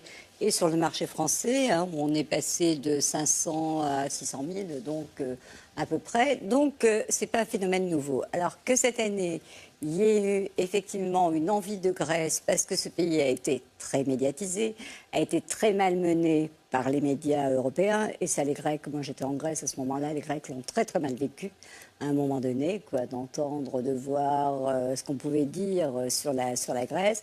Donc, fait qu'il y a eu incontestablement un élan de solidarité de la part de gens plutôt de gauche, il faut quand même le reconnaître, plutôt des soutiens à Syriza qui se sont dit on va y aller. Mais il y a deux Grèces aussi. Il y a une Grèce, il ne faut pas oublier ça. Il y a une Grèce très touristique, donc chère. Donc on n'y va pas pour faire des affaires, que ce soit Mykonos, Santorin ou même Athènes. Ça reste quand même une destination. Même là, en bradant les prix en ce juillet, moment. Ils ne sont pas tellement bradés. Alors moi, ce qu'on a vu quand même, c'est dans le reportage. Les prix de tour opérateur, mais bon, c'est pas que ça. Et puis après, vous avez effectivement cette Grèce magique de 400 îles dans lequel il y a peu de tourisme. Et c'est la Grèce aussi du mois de juin et du mois de septembre. C'est pas la Grèce. Donc, ceux qui veulent faire de bonnes affaires en y allant au mois d'août, c'est raté, à mon avis. Il vaut mieux y aller attendre le mois de septembre. Vous confirmez, vous qui étiez en Grèce il y a quelques jours, qu'il n'y a pas de problème de sécurité spécifique? Aucun problème de sécurité, aucun problème d'argent. On a fait frémir tout le monde en disant amenez des valises de billets. Ça, c'est les affaires étrangères. En France, moi, j'ai été éberluée. Oui, ça aurait pu attirer la convoitise, pourtant. Ça, non, mais attendez, les touristes pouvaient retirer avec une carte internationale 600 € par jour. Donc, je peux vous dire qu'avec 600 € par jour, vous n'avez pas beaucoup de soucis. Tout le monde ne peut pas les retirer, même quand on est touriste en Grèce. Même les Grecs, ils pouvaient retirer 60 € par jour. 60 € par jour en Grèce, c'est énorme. Alors, regardez, cette question d'un téléspectateur de C'est dans l'air qui nous dit heureux que la Grèce profite du tourisme cet été, j'y étais en juin, il le mérite. C'est une forme de référendum à l'envers, finalement, venant de France et d'Europe, qui dit Tsipras, ou en tout cas les Grecs, on les soutient. On veut qu'ils restent dans l'Europe. En tous les cas, c'est un vrai message d'espoir, parce qu'il y a 4 ans, je rappelle que la Grèce était en difficulté sur le plan touristique. Ils ont fait 12 millions de visiteurs, et cette année, ils vont passer les 24 millions. Donc il y a eu une relance leur record. Absolument incroyable. Et ça devient une destination phare, puisque cette année, même, certains chiffres diraient 24 millions de touristes qui deviendraient, alors là, pour le coup, très conséquents. Vous l'expliquez comment, alors? Alors, je l'explique par plusieurs choses. D'abord, encore une fois, ils ont beaucoup d'hôtels. Ils ont 600 000 chambres d'hôtel en Grèce. C'est-à-dire qu'ils en ont quasiment autant qu'en France. Donc déjà, c'est un acte 1. En acte 2, donc, il y a un tour operating extrêmement développé, avec beaucoup d'avions, un rapport qualité-prix qui est quand même, ça a été dit, donc relativement intéressant, une très bonne qualité d'accueil, et puis surtout, effectivement, donc, beaucoup de choses à faire et à voir. C'est évident. Donc, ils ont un patrimoine à disposition qui est absolument donc, incroyable. Et puis, la diversité des îles fait que finalement, ils ont une offre quasiment inégalée sur la carte du tourisme. On va passer maintenant, merci, aux questions SMS et Internet de C'est dans l'air.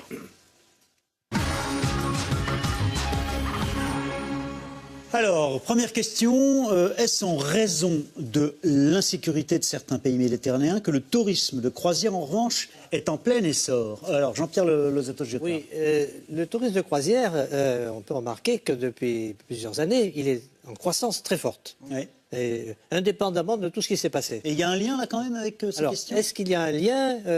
Écoutez, pas vraiment. Non. Si ce n'est que, il y a quand même une petite nuance aujourd'hui. Certes, le nombre de croisiéristes continue à augmenter. Si je prends la Méditerranée, alors attention, il faut bien s'entendre. La Méditerranée, c'est 2 millions de croisiéristes sur les 22 ou 24 millions qu'il y a dans le monde. C'est-à-dire qu'en réalité, la Méditerranée, c'est à peu près 10% seulement des croisiéristes dans le monde. Il faut le rappeler quand même.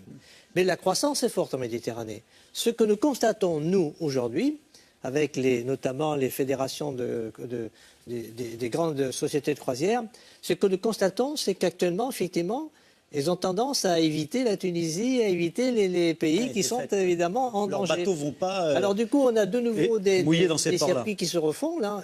C'est des circuits qui privilégient Venise, qui privilégient la Turquie, le sud de la Turquie, Malte, Chypre et Barcelone, par exemple. Donc là, il y a quand même, c'est vrai...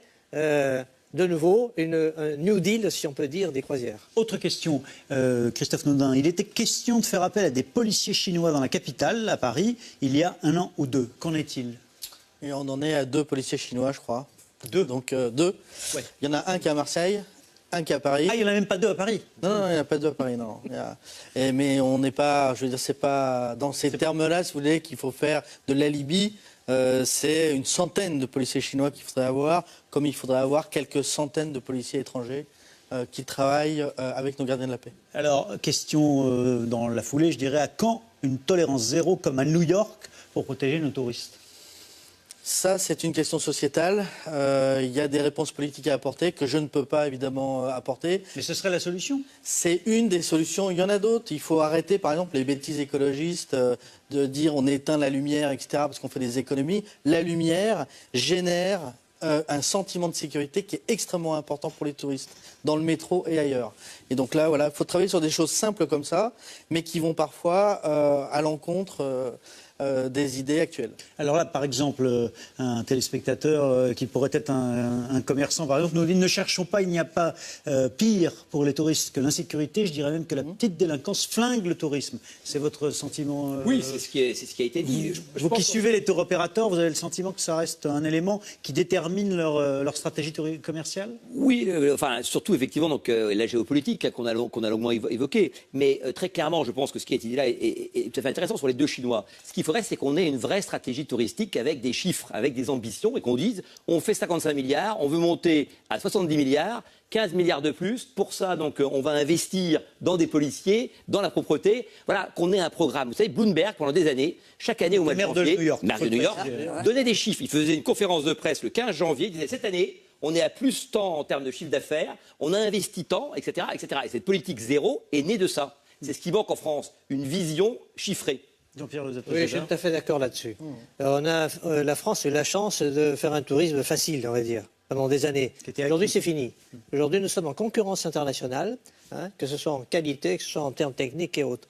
Mais une dernière remarque, on voit bien que lorsqu'il s'agit d'économie, c'est jamais un gros problème. Même si la Grèce a des problèmes économiques, ça n'empêche pas d'avoir des touristes. On voit bien qu'aujourd'hui, tout est renversé. Avant, c'était le prix, c'était le budget, etc. Aujourd'hui, on constate que la sécurité est devenue numéro un. Ouais.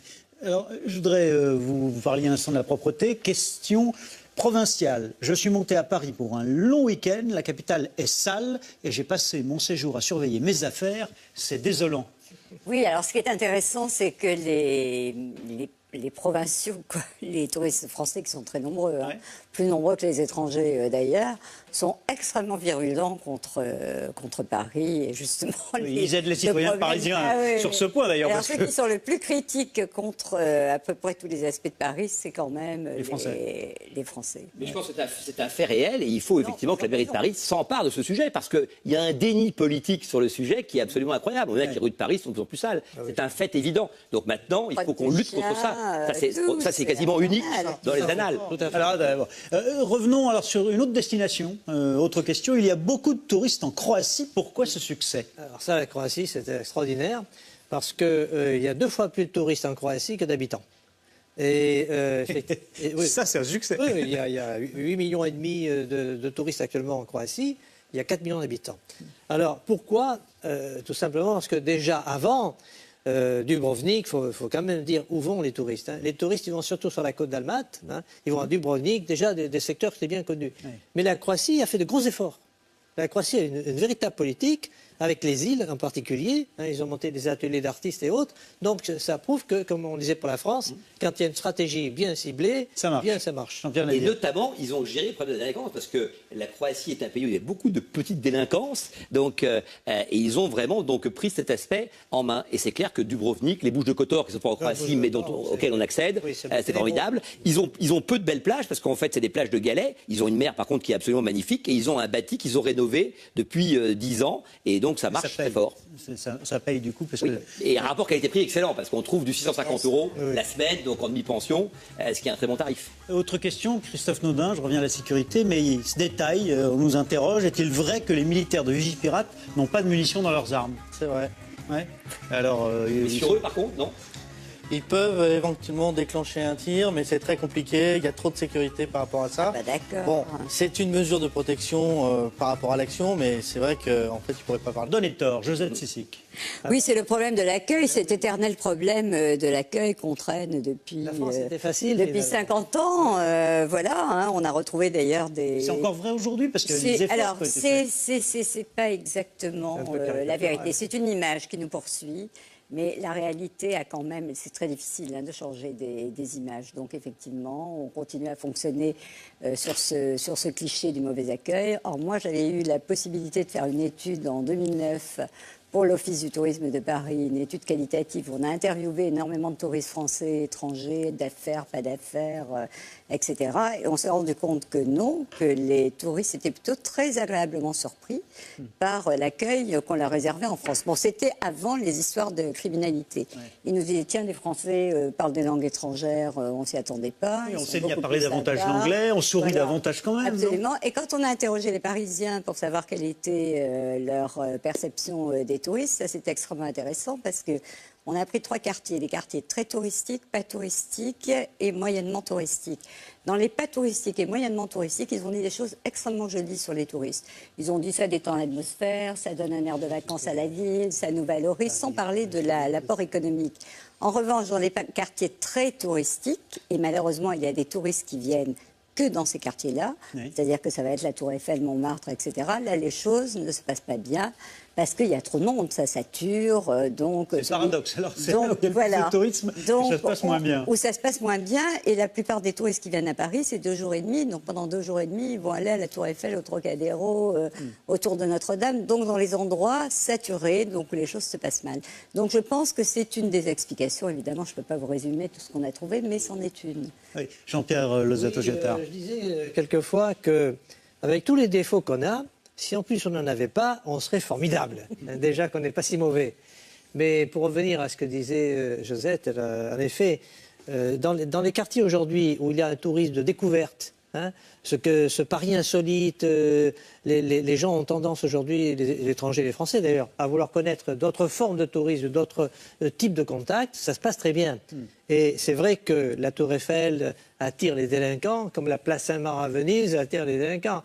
Dès qu'on a des fortes concentrations... Mais il y a quand même un paradoxe, c'est qu'il a fallu que les employés de la Tour Eiffel, et ceux du Louvre d'ailleurs, de sécurité, se mettent en grève pour avoir un coup de main supplémentaire et qu'on comprenne peut-être qu'il fallait se mobiliser pour, il faut dire pour résoudre ces sujets-là. Je n'ai pas les statistiques tout à fait précises, mais il faut dire aussi que la croissance de la petite délinquance a été ultra rapide dans les derniers 18 mois. Ouais. C'est-à-dire qu'on avait effectivement ce genre de choses avant, mais là, ça a pris une ampleur quantitative, je dirais relative, extrêmement importante. Et c'est ça la nouveauté surtout.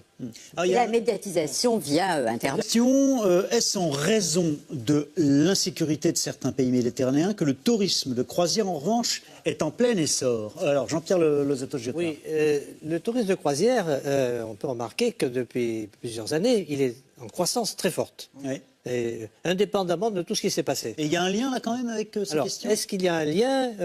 Écoutez, pas vraiment. Non. Si ce n'est que, il y a quand même une petite nuance aujourd'hui. Certes, le nombre de croisiéristes continue à augmenter. Si je prends la Méditerranée, alors attention, il faut bien s'entendre. La Méditerranée, c'est 2 millions de croisiéristes sur les 22 ou 24 millions qu'il y a dans le monde. C'est-à-dire qu'en réalité, la Méditerranée, c'est à peu près 10% seulement des croisiéristes dans le monde. Il faut le rappeler quand même. Mais la croissance est forte en Méditerranée. Ce que nous constatons, nous, aujourd'hui, avec notamment les fédérations des grandes sociétés de croisière, ce que nous constatons, c'est qu'actuellement, effectivement, ils ont tendance à éviter la Tunisie, à éviter les pays qui sont évidemment en danger. Leurs bateaux vont pas... Alors du coup, on a de nouveau des circuits qui se refont. Là. C'est des circuits qui privilégient Venise, qui privilégient la Turquie, le sud de la Turquie, Malte, Chypre et Barcelone, par exemple. Donc là, il y a quand même, c'est vrai... de nouveau, un New Deal, si on peut dire, des croisières. Autre question, Christophe Naudin. Il était question de faire appel à des policiers chinois dans la capitale, à Paris, il y a 1 an ou 2. Qu'en est-il? Et on en est à 2 policiers chinois, je crois. 2? Donc 2. Ouais. Il y en a un qui est à Marseille, un qui est à Paris. Ah, il n'y en a même pas 2 à Paris? Non, il n'y en a pas 2 à Paris, non. Mais on n'est pas, je veux dire, c'est pas dans ces termes-là, si vous voulez, qu'il faut faire de l'alibi. C'est une centaine de policiers chinois qu'il faudrait avoir, comme il faudrait avoir quelques centaines de policiers étrangers qui travaillent avec nos gardiens de la paix. Alors, question dans la foulée, je dirais, à quand une tolérance zéro comme à New York pour protéger nos touristes? Ça, c'est une question sociétale. Il y a des réponses politiques à apporter que je ne peux pas évidemment apporter. Mais ce serait la solution? C'est une des solutions. Il y en a d'autres. Il faut arrêter, par exemple, les bêtises écologistes de dire on éteint la lumière, etc., parce qu'on fait des économies. La lumière génère un sentiment de sécurité qui est extrêmement important pour les touristes, dans le métro et ailleurs.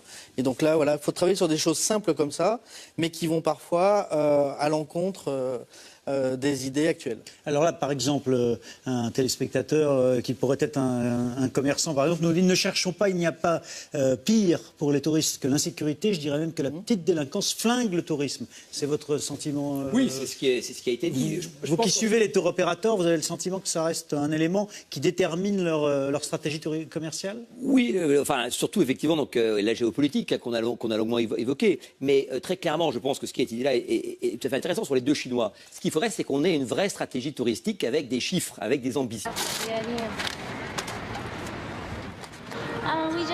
On sortait de l'église à Saint-Michel et ces deux filles et 3 autres personnes nous ont approchés. Ils avaient un porte-documents et une pétition dessus. Ils ont mis le porte-documents devant moi pour que je signe de manière très agressive. Ils se sont mis à pousser le porte-documents contre moi et c'est là que mon téléphone a été volé. Je ne l'ai pas compris tout de suite.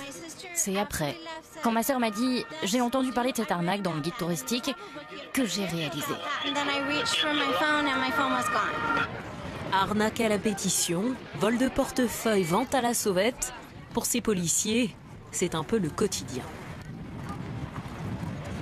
C'est limite, c'est pas nos amis qu'on invite à nos barbecues l'été tellement on les connaît. Donc oui, on peut dire que c'est un jeu du chat et la souris journalier. L'insécurité est un véritable problème pour les touristes dans la capitale et la raison d'une certaine désaffection ces dernières années. Mais Paris tente de redorer son blason. Les vols dans les zones touristiques ont même baissé de plus de 10% en 2014. Ouais, alors il y a l'arnaque à la pétition, il y a l'arnaque au ticket de métro pour essayer de passer la Seine il y a quelques jours en plein Paris.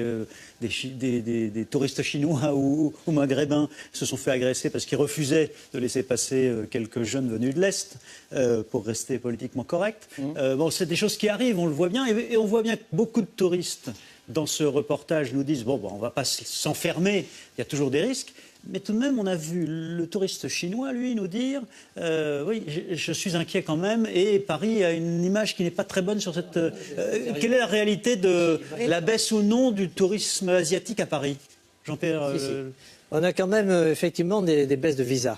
Ça, c'est une réalité. Venant de Chine. Venant de Chine. De demande de visa. Demande de visa. Et les Chinois que nous connaissons, et en particulier des tour opérateurs chinois, disent carrément à leurs clients, attention, faites attention, ils les mettent en garde. C'est-à-dire qu'en termes d'image, on en prend un sacré coup. Absolument. Parce que je vous assure qu'autrefois, on disait toujours que Naples, c'était dangereux, que tel endroit était dangereux. La France n'était pas connue du tout pour ça. Et là, l'image touristique de la France, d'autant plus que nous qui voyageons, je peux vous dire, je vais en Italie, je vais dans d'autres pays d'Europe, on ne voit pas partout des militaires dans les gares, dans les métros, des policiers. C'est-à-dire, certains nous disent, mais vous êtes un état de siège, carrément. Ça rassure, on a vu aussi les touristes. On dit que ça rassure. Oui, peut-être c'est rassurant, mais je n'en suis pas si sûr. Christophe Naudin. C'est très compliqué. Alors c'est vrai que les Chinois, ils sont très touchés pour beaucoup de raisons. Pourquoi ? Pour quelle raison ? D'abord, culturellement, ils ont beaucoup de cash sur eux. Et quand beaucoup de liquide. Copacabana, Ipanema, etc., les plages, où vous avez la présence effective une police touristique. De policiers, donc qui vous sécurisent énormément. Ça a été le cas au Maroc, on vient de le dire. À un moment donné, c'était intenable, Marrakech. Il y a 20 ans, on a installé une police touristique qui, effectivement, a quand même été assez efficace. Donc, on pourrait le faire. Tout à fait. Ça marche. Et qui, d'ailleurs, fait deux choses. À la fois, effectivement, elle évite la délinquance, mais également, elle évite les agressions verbales permanentes des commerçants, etc. C'est-à-dire que le touriste se sent protégé d'un seul coup. Vous allez dans les souks à Marrakech, il y a 10 ans, c'est une agression permanente, et viens voir, ici, mon ami, tu vas voir. Bon, et maintenant, c'est fini tout ça. Donc, ils ont bien réussi à gérer la chose. Pourquoi est-ce que les Chinois ne se font pas autant agresser à Londres ? Parce que la police est beaucoup plus rude déjà quand on attrape quelqu'un et qu'il y a une peine, réelle, si vous voulez, sur les délinquants. Il y a aussi un fait géographique, c'est qu'il est plus difficile pour les groupes organisés qui viennent d'Europe de l'Est d'aller à Londres. Oui. Attention, l'accès à la Grande-Bretagne est beaucoup plus filtré. Chez nous, ça commence à l'aéroport avec les taxis, si vous voulez. Il y a déjà un problème, si vous voulez, parce que vous êtes assailli, quand vous êtes touriste, par des gens qui vous posent des taxis qui sont clandestins. Justement, il y a un téléspectateur de C'est dans l'air qui nous demande, avec cette question, « Mes amis étrangers adorent la France, mais disent être mal reçus, prix, sécurité, propreté, amabilité, capacité à communiquer. Comment leur donner tort ?» Josette Cicic. Oui, c'est le problème de l'accueil, cet éternel problème de l'accueil qu'on traîne depuis, depuis 50 ans. Voilà, on a retrouvé d'ailleurs des... C'est encore vrai aujourd'hui parce que les efforts... Alors, c'est pas exactement la vérité. C'est une image qui nous poursuit. Mais la réalité a quand même, c'est très difficile de changer des images. Donc effectivement, on continue à fonctionner sur ce cliché du mauvais accueil. Or moi, j'avais eu la possibilité de faire une étude en 2009 pour l'Office du tourisme de Paris, une étude qualitative. On a interviewé énormément de touristes français, étrangers, d'affaires, pas d'affaires, etc. Et on s'est rendu compte que non, que les touristes étaient plutôt très agréablement surpris par l'accueil qu'on leur réservait en France. Bon, c'était avant les histoires de criminalité. Ouais. Ils nous disaient, tiens, les Français parlent des langues étrangères, on ne s'y attendait pas. Oui, on s'est mis à parler davantage l'anglais, on sourit davantage quand même. Absolument. Non. Et quand on a interrogé les Parisiens pour savoir quelle était leur perception des touristes, ça c'était extrêmement intéressant parce que on a pris 3 quartiers, des quartiers très touristiques, pas touristiques et moyennement touristiques. Dans les pas touristiques et moyennement touristiques, ils ont dit des choses extrêmement jolies sur les touristes. Ils ont dit ça détend l'atmosphère, ça donne un air de vacances à la ville, ça nous valorise, sans parler de l'apport économique. En revanche, dans les quartiers très touristiques, et malheureusement il y a des touristes qui viennent que dans ces quartiers-là, oui. C'est-à-dire que ça va être la Tour Eiffel, Montmartre, etc. Là, les choses ne se passent pas bien parce qu'il y a trop de monde, ça sature. Donc, clairement, après Sousse, ils sont en train de prendre des mesures extrêmement fortes, alors avec les moyens qui sont les leurs. Évidemment, donc, la Tunisie n'a pas, par exemple, l'armée égyptienne, donc ils ont des moyens beaucoup plus faibles, mais la France, manifestement, est en train de les aider. On va investir à leur côté, parce que de toute façon, la frontière d'après, c'est nous, donc on a tout à fait intérêt. C'est pas trop tard quand on voit qu'il y a plus de militaires que de touristes parfois sur les plages. La saison dont on parle, évidemment, donc celle-là, donc elle n'a plus de sens, elle est trop tard. Vous savez, au plus haut, la Tunisie a accueilli 1 600 000 Français. Cette année, ils vont faire 300 000 Français. Les seuls clients qui vont réussir à développer, c'est les Algériens, qui vont venir en masse, donc à des tout petits prix, mais qui évidemment donc, seront des contributeurs assez modestes à l'économie égyptienne. Par contre, en nombre, effectivement, donc, ils vont faire un score important. Je rappelle juste que les Anglais n'y vont plus, il y a interdiction pour les Anglais, les Belges n'y vont plus, donc les Hollandais non plus. Donc déjà, si vous voulez, ces marchés sont coupés. Jean-Pierre Lozato-Gétard. Oui, la situation est assez, une fois de plus, complexe. J'ai eu le plaisir, en 1987, d'inaugurer pour Al-Kantaoui, c'est-à-dire Sousse, et de bien connaître les lieux des attentats et de participer déjà à 2 missions précédentes avec, entre les Français et les Tunisiens. En fait, le cas de la Tunisie est un peu particulier. Je m'explique. Dans un ensemble géostratégique qui intègre les périls dont nous venons de parler, il faut comprendre que la Tunisie, c'est le maillon faible de tout le système. C'est-à-dire que c'est le pays le plus faible. C'est aussi le pays qui a une situation géostratégique très importante. C'est un pont entre l'Europe et donc le Maghreb. Et tout ça explique que, jusqu'à l'attentat du Bardo, le gouvernement tunisien, c'est vrai, il n'a pas trop réagi, on peut dire. Mais depuis, je rappelle que récemment, il y a eu l'état d'urgence a été décrété, et il est toujours en vigueur. C'est les mesures qu'évoquait Jean-Pierre. Absolument. D'autre part, ce sont des militaires et des policiers aujourd'hui qui sont chargés de la sécurité. Et l'Algérie est solidaire pour une raison qui est une raison non pas très touristique. C'est que les djihadistes sont effectivement dans la montagne, tout près de la frontière algérienne, et que les Algériens eux-mêmes sont en lutte contre les djihadistes, et par conséquent, l'aide qu'apportent les Algériens, alors ils nous disent, nos amis algériens, et je tiens à le dire parce que j'ai des liens très précis avec eux actuellement, donc ils nous disent, écoutez, nous on est là surtout pour essayer de faire un barrage aux djihadistes. Alors on va essayer de faire en sorte que des touristes algériens puissent y aller, mais la situation effectivement est extrêmement difficile.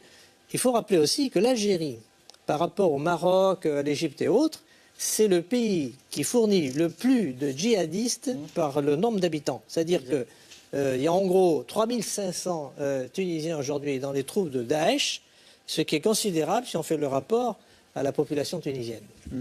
La Turquie aujourd'hui est une destination, alors on va parler de la Grèce dans un instant, mais une destination qui a vu chuter aussi. Mais qui va souffrir. Et qui va souffrir énormément parce que pendant des années, on a expliqué... Maintenant, bien avant l'attentat. De toute façon, avant l'attentat, nous avons 420 employés de toute façon. Et maintenant, on tourne avec 156 employés, pas plus. Parce que l'occupation est très basse, 135 personnes. Donc, on a réduit le personnel. Nous sommes obligés de réduire le personnel. Nous sommes obligés de réduire. Pour faire face et éviter la fermeture de nombreux hôtels, les professionnels du tourisme tunisien cassent les prix. Aujourd'hui, on trouve des séjours tout compris à moins de 300 € la semaine.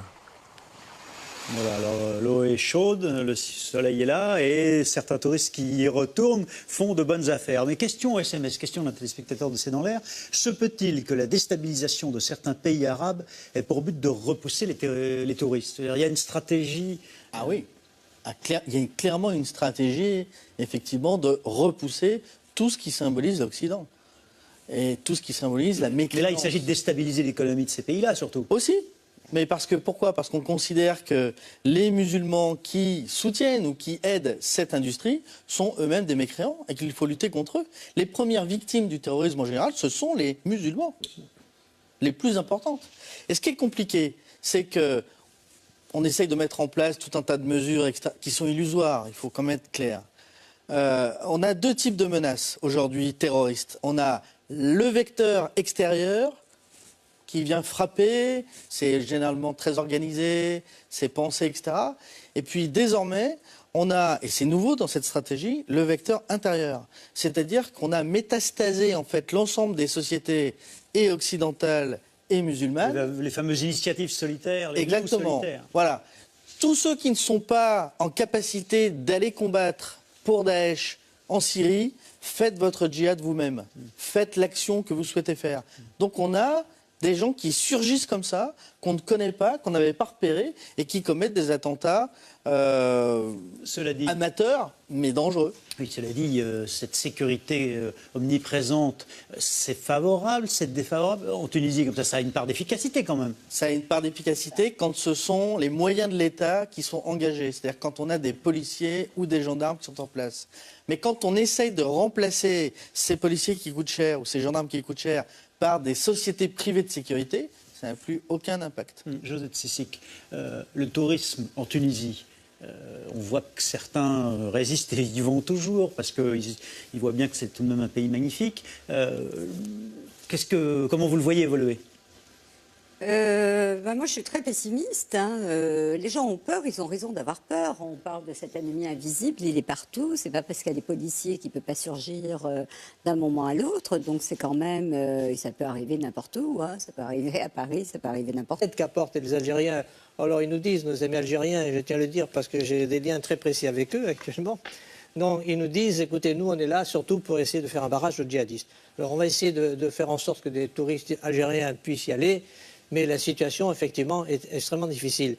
Il faut rappeler aussi que l'Algérie, par rapport au Maroc, à l'Égypte et autres, c'est le pays qui fournit le plus de djihadistes par le nombre d'habitants. C'est-à-dire qu'il y a en gros 3500 Tunisiens aujourd'hui dans les troupes de Daesh, ce qui est considérable si on fait le rapport à la population tunisienne. La Turquie aujourd'hui est une destination, alors on va parler de la Grèce dans un instant, mais une destination qui a vu chuter aussi. Mais qui va souffrir. Et qui va souffrir énormément parce que pendant des années, on a expliqué à la Turquie que le PKK c'était pas bien, etc., que les Kurdes, etc., il fallait assurer la sécurité de l'État en combattant contre le PKK. Et le PKK, c'est le parti kurde. Le parti des Kurdes. Et puis aujourd'hui, alors que Daesh, effectivement, est dans la zone syrio-irakienne, on leur dit « Ah non, maintenant les Kurdes, c'est nos amis. Donc vous devez être gentils avec les Kurdes. » Évidemment, les Turcs n'y comprennent plus rien. Du coup, la destination Turquie souffre énormément puisqu'on sait que c'est un pays de transit pour aller vers la Syrie. Quels sont les touristes qui vont là-bas? Mais pourtant, aller à Ankara, aller à Istanbul, ça reste magnifique. Istanbul, oui. Tout à Istanbul, fait. Oui. Ankara, je ne suis pas certain. Parce que, voilà, dans nos statistiques, nous, de djihadistes, puisqu'on en parlait, c'est très intéressant, des gens qui vont en Syrie, on arrive à comptabiliser les gens qui sont en Syrie. Par contre, ce qu'on ne comptabilise pas du tout, c'est les familles entières qui partent en Turquie et dont on ne sait pas si elles passent ou non la frontière... pour rejoindre Daesh. Pour rejoindre Daesh. Donc ceux-là, ils sont considérés comme des touristes. Donc évidemment, le tourisme, il est en train de changer, il est en train de se modifier. Il y a une vague comme ça de gens qui quittent certains pays d'Europe, et la France en particulier, pour aller s'installer d'abord en Turquie avant de passer ensuite en Syrie. Absolument, absolument, et qui est beaucoup plus importante que ce qu'on croit. Mais vous parlez de famille? Oui, je parle de famille, parce que les gens partent pas tout seuls. On a l'impression, quand on nous dit il y a 1600, 1700 combattants, etc., que les gens, ils partent tout seuls, etc. Mais c'est pas du tout vrai. En fait, il y a des familles entières qui partent. Parfois, on laisse la femme et les enfants à la frontière, et puis on va combattre, et on revient quelques mois plus tard. Parfois, tout le monde passe à l'intérieur. C'est beaucoup plus compliqué que ce qu'on croit. Il y a une chose qui est certaine, c'est que les statistiques que l'on a sur le sujet sont mauvaises. Parce que le paramètre de choix... Elles sont fausses, ça vous voulez nous dire. Oui, elles sont fausses, voilà. Le paramètre de choix... Alors, si vous voulez, on pourrait dire qu'elles sont vraies parce qu'on va choisir un critère... Elles sont déjà pas très rassurantes, hein, excusez-moi. Mais... On est là pour dire la vérité. La vérité, l'étranger, elle n'est pas du tout française. Ce ne sont pas des délinquants français. Ce sont des délinquants étrangers qui viennent des pays de l'Est, qui viennent du Maghreb, qui viennent d'Afrique et qui la commettent. Et en plus, si vous voulez, on a parlé du dispositif policier ou du dispositif militaire en termes de défense. C'est vrai qu'il est visuel et il n'a que cette utilité d'être visuel. Les policiers font le maximum de ce qu'ils peuvent, mais derrière, on a un autre problème, c'est le problème judiciaire. C'est-à-dire ? La justice ne suit pas. C'est-à-dire ? On applique à des étrangers les mêmes peines que celles qu'on appliquerait évidemment à des Français, ce qui est assez logique en termes de droit. Le droit est le même pour tous. Mais sauf que les étrangers, pour eux, ça les fait rire, si vous voulez. Quand on leur dit... La plupart du temps, c'est des mineurs. Voilà, c'est des mineurs. Ils sont relâchés immédiatement. Etc. Donc, il y a une impunité absolue sur ce genre de choses qui a des conséquences extrêmement néfastes. C'est que quand vous êtes en Asie, vous entendez les gens qui disent n'allez pas en Europe ou n'allez pas en France, n'allez pas en Italie parce que ce sont des pays qui sont dangereux pour vous. Jean-Pierre Nadir, qu'est-ce qu'il en est alors du point de vue économique de la réalité de la baisse ou non du nombre de touristes asiatiques en France ? Il va y avoir cette année donc à peu près 1,5 million. Les chiffres restent importants. Voilà, 1,5 million de Chinois donc en France. Pourquoi le tourisme chinois ? Alors c'est beaucoup et peu à la fois. Oui. Il y a 100 millions de Chinois qui vont voyager dans le monde. Donc si vous voulez, 1,5 million, c'est relativement petit. Pourquoi c'est un enjeu fondamental ? Parce que ces 100 millions, c'est la plus grosse croissance donc, des touristes mondiaux, premier élément. Deuxièmement, les Chinois, ça a été dit, voyagent avec de l'argent parce qu'en fait, ils dépensent beaucoup en voyage. Et donc c'est aujourd'hui les touristes qui dépensent le plus. Donc le marketing de tous les pays vise évidemment donc, les Chinois parce que c'est une clientèle qui est absolument exceptionnelle. Il se trouve que nous, dès le départ, on a des problèmes parce qu'en fait, à Paris, on manque d'hôtels 3 étoiles, qu'on a mis les Chinois donc plutôt en Seine-Saint-Denis, qu'il faut le dire, ils se sont fait dépouiller, c'est-à-dire qu'il y a eu des agressions où les bus se sont fait arrêter. Donc on carjacking sur l'autoroute A1. Carrément du Far West, c'est-à-dire que là on était dans des films de cow-boys. Donc maintenant les tours opérateurs se sont réorganisés, mais qu'est-ce qui se passe ? Ils limitent la présence des Chinois, le nombre de jours des Chinois donc à Paris. Voilà, au profit donc de Londres notamment, et donc là on a un enjeu majeur. Et donc ce qui a été dit évidemment montre bien, on est un peu dépassé par cette insécurité parce que là on est dans la petite délinquance et c'est finalement la plus compliquée, c'est la plus compliquée à gérer, ce que vous avez dit, c'est-à-dire que on arrête des gens. Mais on les relâche tout de suite, donc on retrouve le même 2 heures après, et c'est sûr qu'évidemment, ça, c'est très compliqué. Je ne suis pas d'accord sur l'expression petite délinquance, parce que c'est de la criminalité organisée, si vous voulez. Donc au contraire, ce sont des groupes qui sont très structurés. C'est de la grande délinquance qui anime des petits délinquants. C'est de la grande délinquance qui anime des petits et qui joue sur l'impunité judiciaire. Tout à fait, parce qu'ils mettent des mineurs et qu'ils ont organisé en fonction de nos points faibles. Mais comment ça se passe à Londres, par exemple ? Il n'y a pas la même délinquance à Londres ? Alors d'abord, il y a certains pays pour lesquels il y a une police touristique, ce qui n'existe pas chez nous. Où, par exemple ? En Égypte, par exemple, vous avez une police touristique. Au Brésil, au Maroc,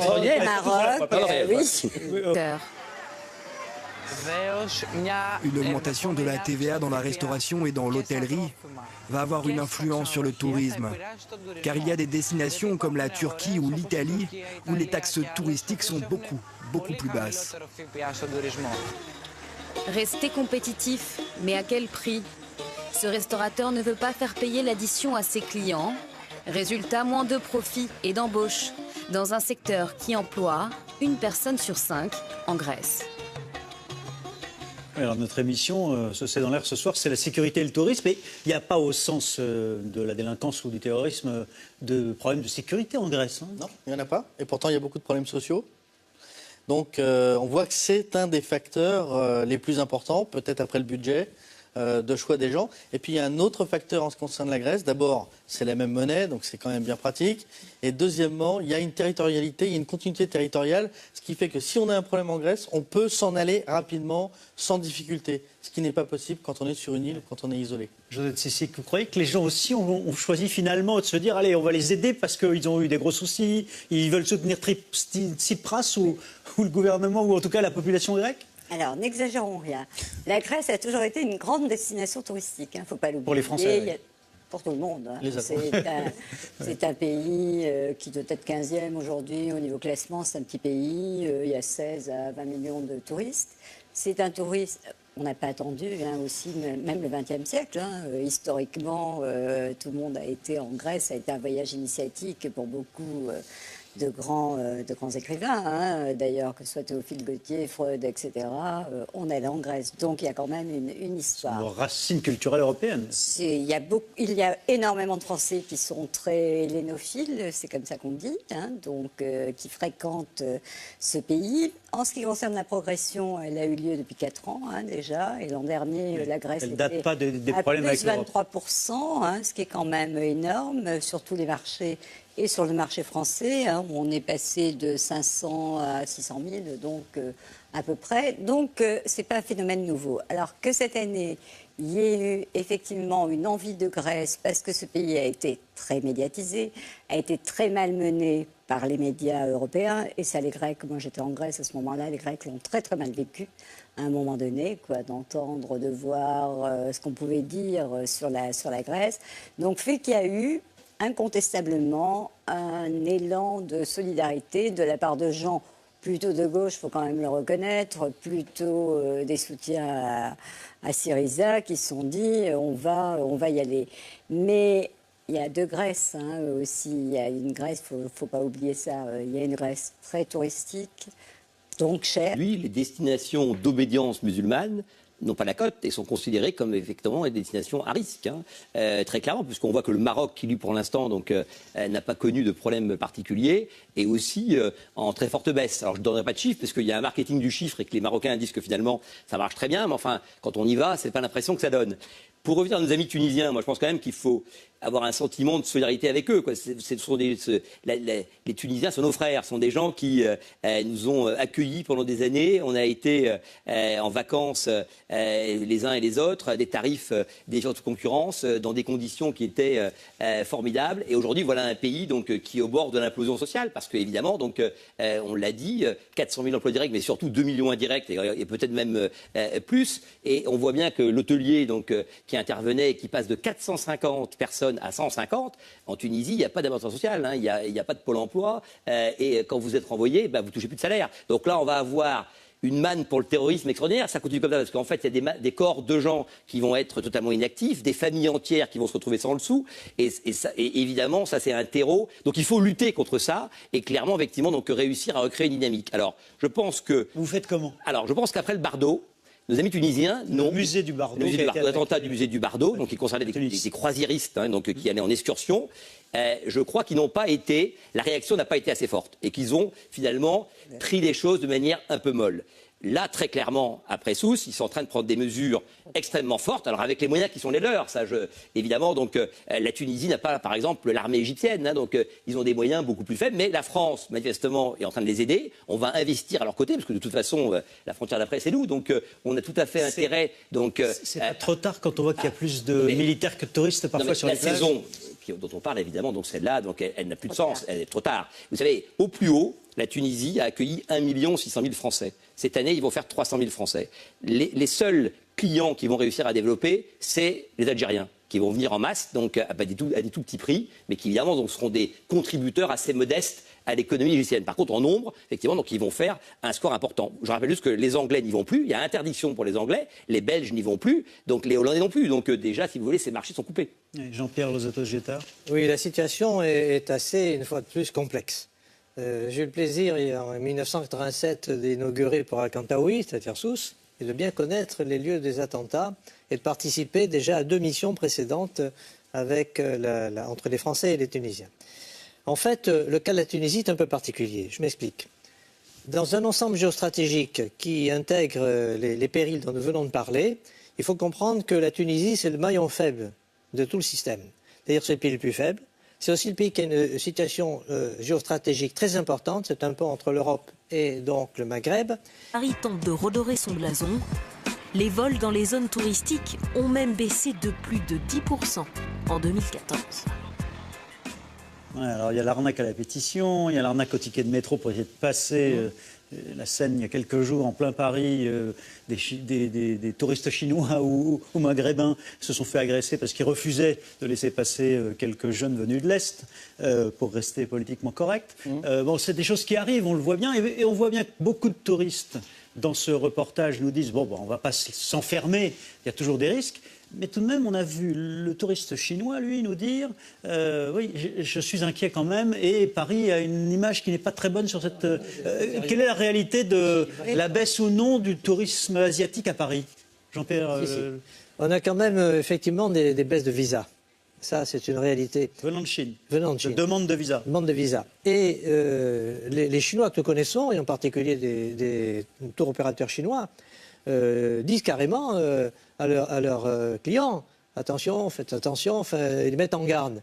C'est-à-dire qu'en termes d'image, on en prend un sacré coup. Absolument. Parce que je vous assure qu'autrefois, on disait toujours que Naples, c'était dangereux, que tel endroit était dangereux. La France n'était pas connue du tout pour ça. Et là, l'image touristique de la France, d'autant plus que nous qui voyageons, je peux vous dire, je vais en Italie, je vais dans d'autres pays d'Europe, on ne voit pas partout des militaires dans les gares, dans les métros, des policiers. C'est-à-dire, certains nous disent, mais vous êtes un état de siège, carrément. Ça rassure, on a vu aussi les touristes. On dit que ça rassure. Oui, peut-être c'est rassurant, mais je n'en suis pas si sûr. Christophe Naudin. C'est très compliqué. Alors c'est vrai que les Chinois, ils sont très touchés pour beaucoup de raisons. Pourquoi ? Pour quelle raison ? D'abord, culturellement, ils ont beaucoup de cash sur eux. Et quand ils viennent, beaucoup de liquide. Quand ils viennent en Europe, ils viennent pour faire des achats importants. Donc, évidemment, les voleurs le savent et ils s'attaquent principalement aux Chinois, aux Japonais, aux Asiatiques de façon générale. Mais il y a aussi un deuxième facteur, c'est que leur langue est complexe et nous n'avons pas en France de policiers qui sont capables, si vous voulez, de faire la traduction ou de les rassurer ou de les aider, etc. Ni même de coopération policière, comme c'est le cas avec certains pays où on a des policiers qui viennent de toute l'Europe et qui peuvent traiter leurs touristes. On n'a pas le cas avec les Chinois. Ça va venir peut-être un jour, mais aujourd'hui, ce n'est pas le cas. Tout le monde est inquiet aujourd'hui. Les touristes à l'international sont inquiets. D'autant que cette délinquance de rue, qui les cible particulièrement, elle vient de l'étranger. Elle n'est pas du tout française. Ce ne sont pas des délinquants français. Ce sont des délinquants étrangers qui viennent des pays de l'Est, qui viennent du Maghreb, qui viennent d'Afrique et qui la commettent. Et en plus, si vous voulez, on a parlé du dispositif policier ou du dispositif militaire en termes de défense. C'est vrai qu'il est visuel et il n'est de choix des gens. Et puis il y a un autre facteur en ce qui concerne la Grèce. D'abord, c'est la même monnaie, donc c'est quand même bien pratique. Et deuxièmement, il y a une territorialité, il y a une continuité territoriale, ce qui fait que si on a un problème en Grèce, on peut s'en aller rapidement, sans difficulté. Ce qui n'est pas possible quand on est sur une île ou quand on est isolé. Josette Cécile, vous croyez que les gens aussi ont choisi finalement de se dire allez, on va les aider parce qu'ils ont eu des gros soucis, ils veulent soutenir Tsipras ou le gouvernement ou en tout cas la population grecque? Alors, n'exagérons rien. La Grèce a toujours été une grande destination touristique, il ne faut pas l'oublier. Pour les Français, oui.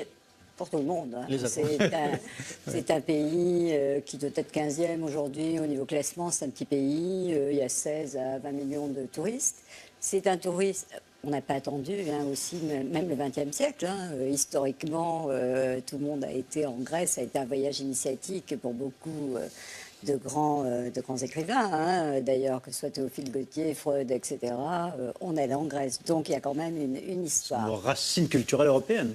Il y a énormément de Français qui sont très hellénophiles, c'est comme ça qu'on dit, donc qui fréquentent ce pays. En ce qui concerne la progression, elle a eu lieu depuis 4 ans déjà, et l'an dernier, la Grèce elle date pas des problèmes à plus avec 23%, ce qui est quand même énorme sur tous les marchés. Et sur le marché français, où on est passé de 500 à 600 000, donc à peu près. Donc, ce n'est pas un phénomène nouveau. Alors que cette année, il y ait eu effectivement une envie de Grèce, parce que ce pays a été très médiatisé, a été très malmené par les médias européens. Et ça, les Grecs, moi j'étais en Grèce à ce moment-là, les Grecs l'ont très très mal vécu à un moment donné, d'entendre, de voir ce qu'on pouvait dire sur la Grèce. Donc, fait qu'il y a eu incontestablement un élan de solidarité de la part de gens plutôt de gauche, il faut quand même le reconnaître, plutôt des soutiens à Syriza qui se sont dit on va y aller. Mais il y a deux Grèces aussi. Il y a une Grèce, il ne faut pas oublier ça. Il y a une Grèce très touristique, donc chère. Donc on n'y va pas pour faire des affaires, que ce soit Mykonos, Santorin ou même Athènes. Ça reste quand même une destination. Même là, en bradant les prix en ce moment. Ils ne sont pas tellement bradés. Alors moi, ce qu'on a vu quand même, c'est dans le reportage. Les prix de tour opérateur, mais bon, c'est pas que ça. Et puis après, vous avez effectivement cette Grèce magique de 400 îles dans lequel il y a peu de tourisme. Et c'est la Grèce aussi du mois de juin et du mois de septembre. C'est pas la Grèce. Donc, ceux qui veulent faire de bonnes affaires en y allant au mois d'août, c'est raté, à mon avis. Il vaut mieux y aller à attendre le mois de septembre. Vous confirmez, vous qui étiez en Grèce il y a quelques jours, qu'il n'y a pas de problème de sécurité spécifique? Aucun problème de sécurité, aucun problème d'argent. On a fait frémir tout le monde en disant amenez des valises de billets.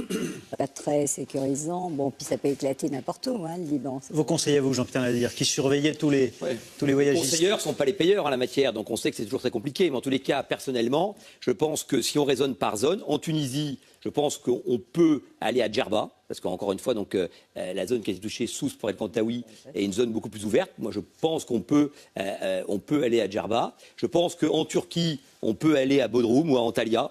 Ça me semble effectivement, donc aujourd'hui, encore une fois, je ne conteste pas tout ce qui a été dit. Et d'ailleurs, aujourd'hui, en Antalya, vous avez 200 000 chambres d'hôtel. C'est-à-dire que c'est un tiers de la production française. Sur la Méditerranée.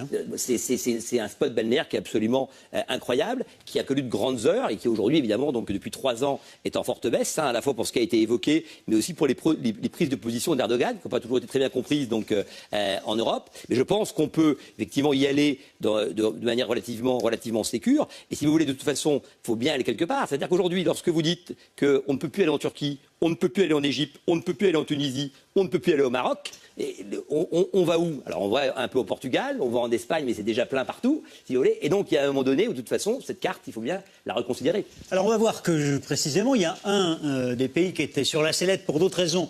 Il y a quelques semaines, c'est la Grèce. La Grèce qui est la grande bénéficiaire de cette inquiétude et de ce changement de choix, d'arbitrage, en tout cas dans la volonté de touristes d'aller ailleurs qu'en France cette année. La Grèce, donc malgré la crise économique, malgré les menaces de sortie de l'euro à un moment donné, malgré les rumeurs sur le fait qu'on ne pouvait pas tirer d'argent liquide en Grèce, eh bien, elle séduit les touristes. Et cette année, eh bien, elle cartonne même, si je puis me permettre l'expression, avec aussi de très bons prix. Vous allez le voir, reportage en Grèce, Barbara Steck et David Lemarchand pour C'est dans l'air. Au large d'Athènes, sur la route des îles, dans le regard des touristes, de l'émerveillement. Chaque année, ils sont de plus en plus nombreux à découvrir ou redécouvrir la Grèce. C'est magnifique et les gens sont très sympas et la nourriture est juste excellente. Surtout la nourriture. J'adore ça.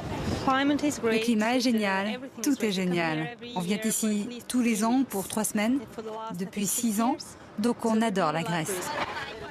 Première étape, sur l'île d'Égine, sauvage et pittoresque. Ici, la crise politique est venue bouleverser une saison qui s'annonçait record. De nombreux Grecs ont annulé leur voyage et les étrangers ont besoin d'être rassurés. Ils envoient des mails pour demander si tout va bien, s'ils pourront retirer de l'argent aux distributeurs, si les bateaux fonctionnent normalement.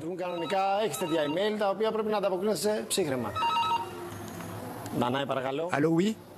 Dans une boulangerie, et figurez-vous que plusieurs Américains qui étaient là n'ont pas voulu prendre les croissants, etc., parce qu'ils ont dit comment ça se fait qu'on prenne le pain, les croissants, et qu'ensuite on rende la monnaie directement. Donc vous voyez, c'est choquant. Aux États-Unis, c'est vrai que de ce côté-là, ils sont très très précis. Et bon, ça fait partie un petit peu des anecdotes, mais c'est pas vrai. Joseph Sissix, il y a un point que développait bien Jean-Pierre Nadir, c'est qu'au fond, aujourd'hui, on a un gros manque à gagner pour l'ensemble des acteurs, des professionnels du tourisme en France, à cause de tous ces aspects. Pas que.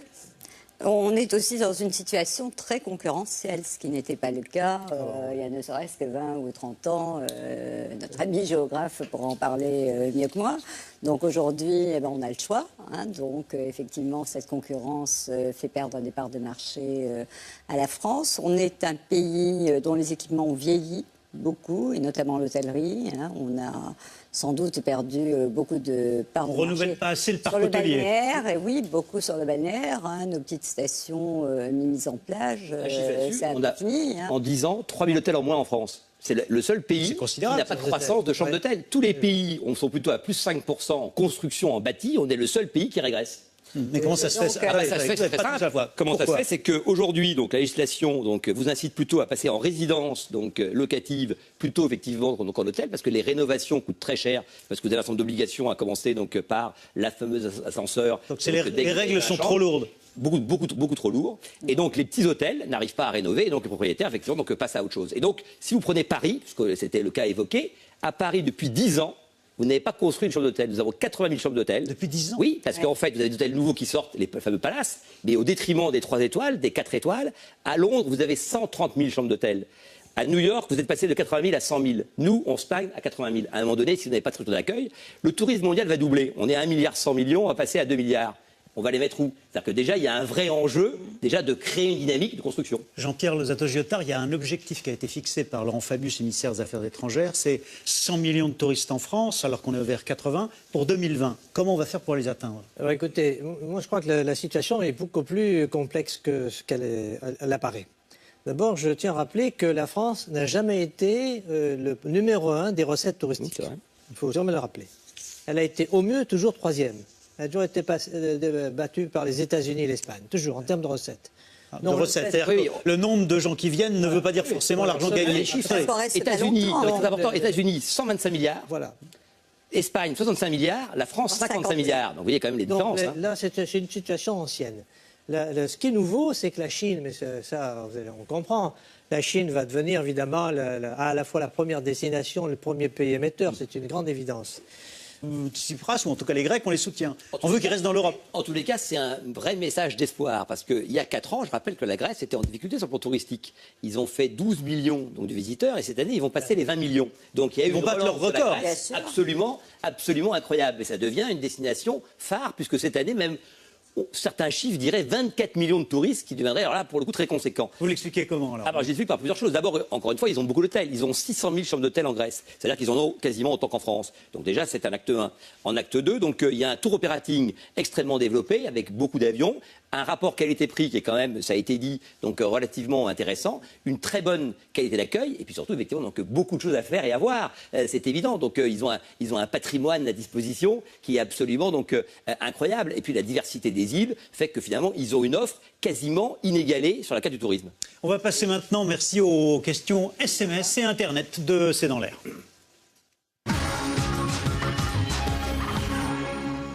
Alors, première question, est-ce en raison de l'insécurité de certains pays méditerranéens que le tourisme de croisière, en revanche, est en plein essor? Alors, Jean-Pierre Lozatto-Giotard. Oui, le tourisme de croisière, on peut remarquer que depuis plusieurs années, il est en croissance très forte. Oui. Et, indépendamment de tout ce qui s'est passé. Et il y a un lien, là, quand même, avec cette question? Est-ce qu'il y a un lien? Écoutez, pas vraiment. Non. Si ce n'est que, il y a quand même une petite nuance aujourd'hui. Certes, le nombre de croisiéristes continue à augmenter. Si je prends la Méditerranée, alors attention, il faut bien s'entendre. La Méditerranée, c'est 2 millions de croisiéristes sur les 22 ou 24 millions qu'il y a dans le monde. C'est-à-dire qu'en réalité, la Méditerranée, c'est à peu près 10% seulement des croisiéristes dans le monde. Il faut le rappeler quand même. Mais la croissance est forte en Méditerranée. Ce que nous constatons, nous, aujourd'hui, avec notamment les fédérations des grandes sociétés de croisière, ce que nous constatons, c'est qu'actuellement, effectivement, ils ont tendance à éviter la Tunisie, à éviter les pays qui sont évidemment en danger. Leurs bateaux vont pas... Alors du coup, on a de nouveau des circuits qui se refont. C'est des circuits qui privilégient Venise, qui privilégient la Turquie, le sud de la Turquie, Malte, Chypre et Barcelone, par exemple. Donc là, il y a quand même, c'est vrai... de nouveau, un New Deal, si on peut dire, des croisières. Autre question, Christophe Naudin. Il était question de faire appel à des policiers chinois dans la capitale, à Paris, il y a 1 an ou 2. Qu'en est-il? Et on en est à 2 policiers chinois, je crois. 2? Donc 2. Ouais. Il y en a un qui est à Marseille, un qui est à Paris. Ah, il n'y en a même pas 2 à Paris? Non, il n'y en a pas 2 à Paris, non. Mais on n'est pas, je veux dire, c'est pas dans ces termes-là, si vous voulez, qu'il faut faire de l'alibi. C'est une centaine de policiers chinois qu'il faudrait avoir, comme il faudrait avoir quelques centaines de policiers étrangers qu'ils travaillent avec nos gardiens de la paix. Alors, question dans la foulée, je dirais, à quand une tolérance zéro comme à New York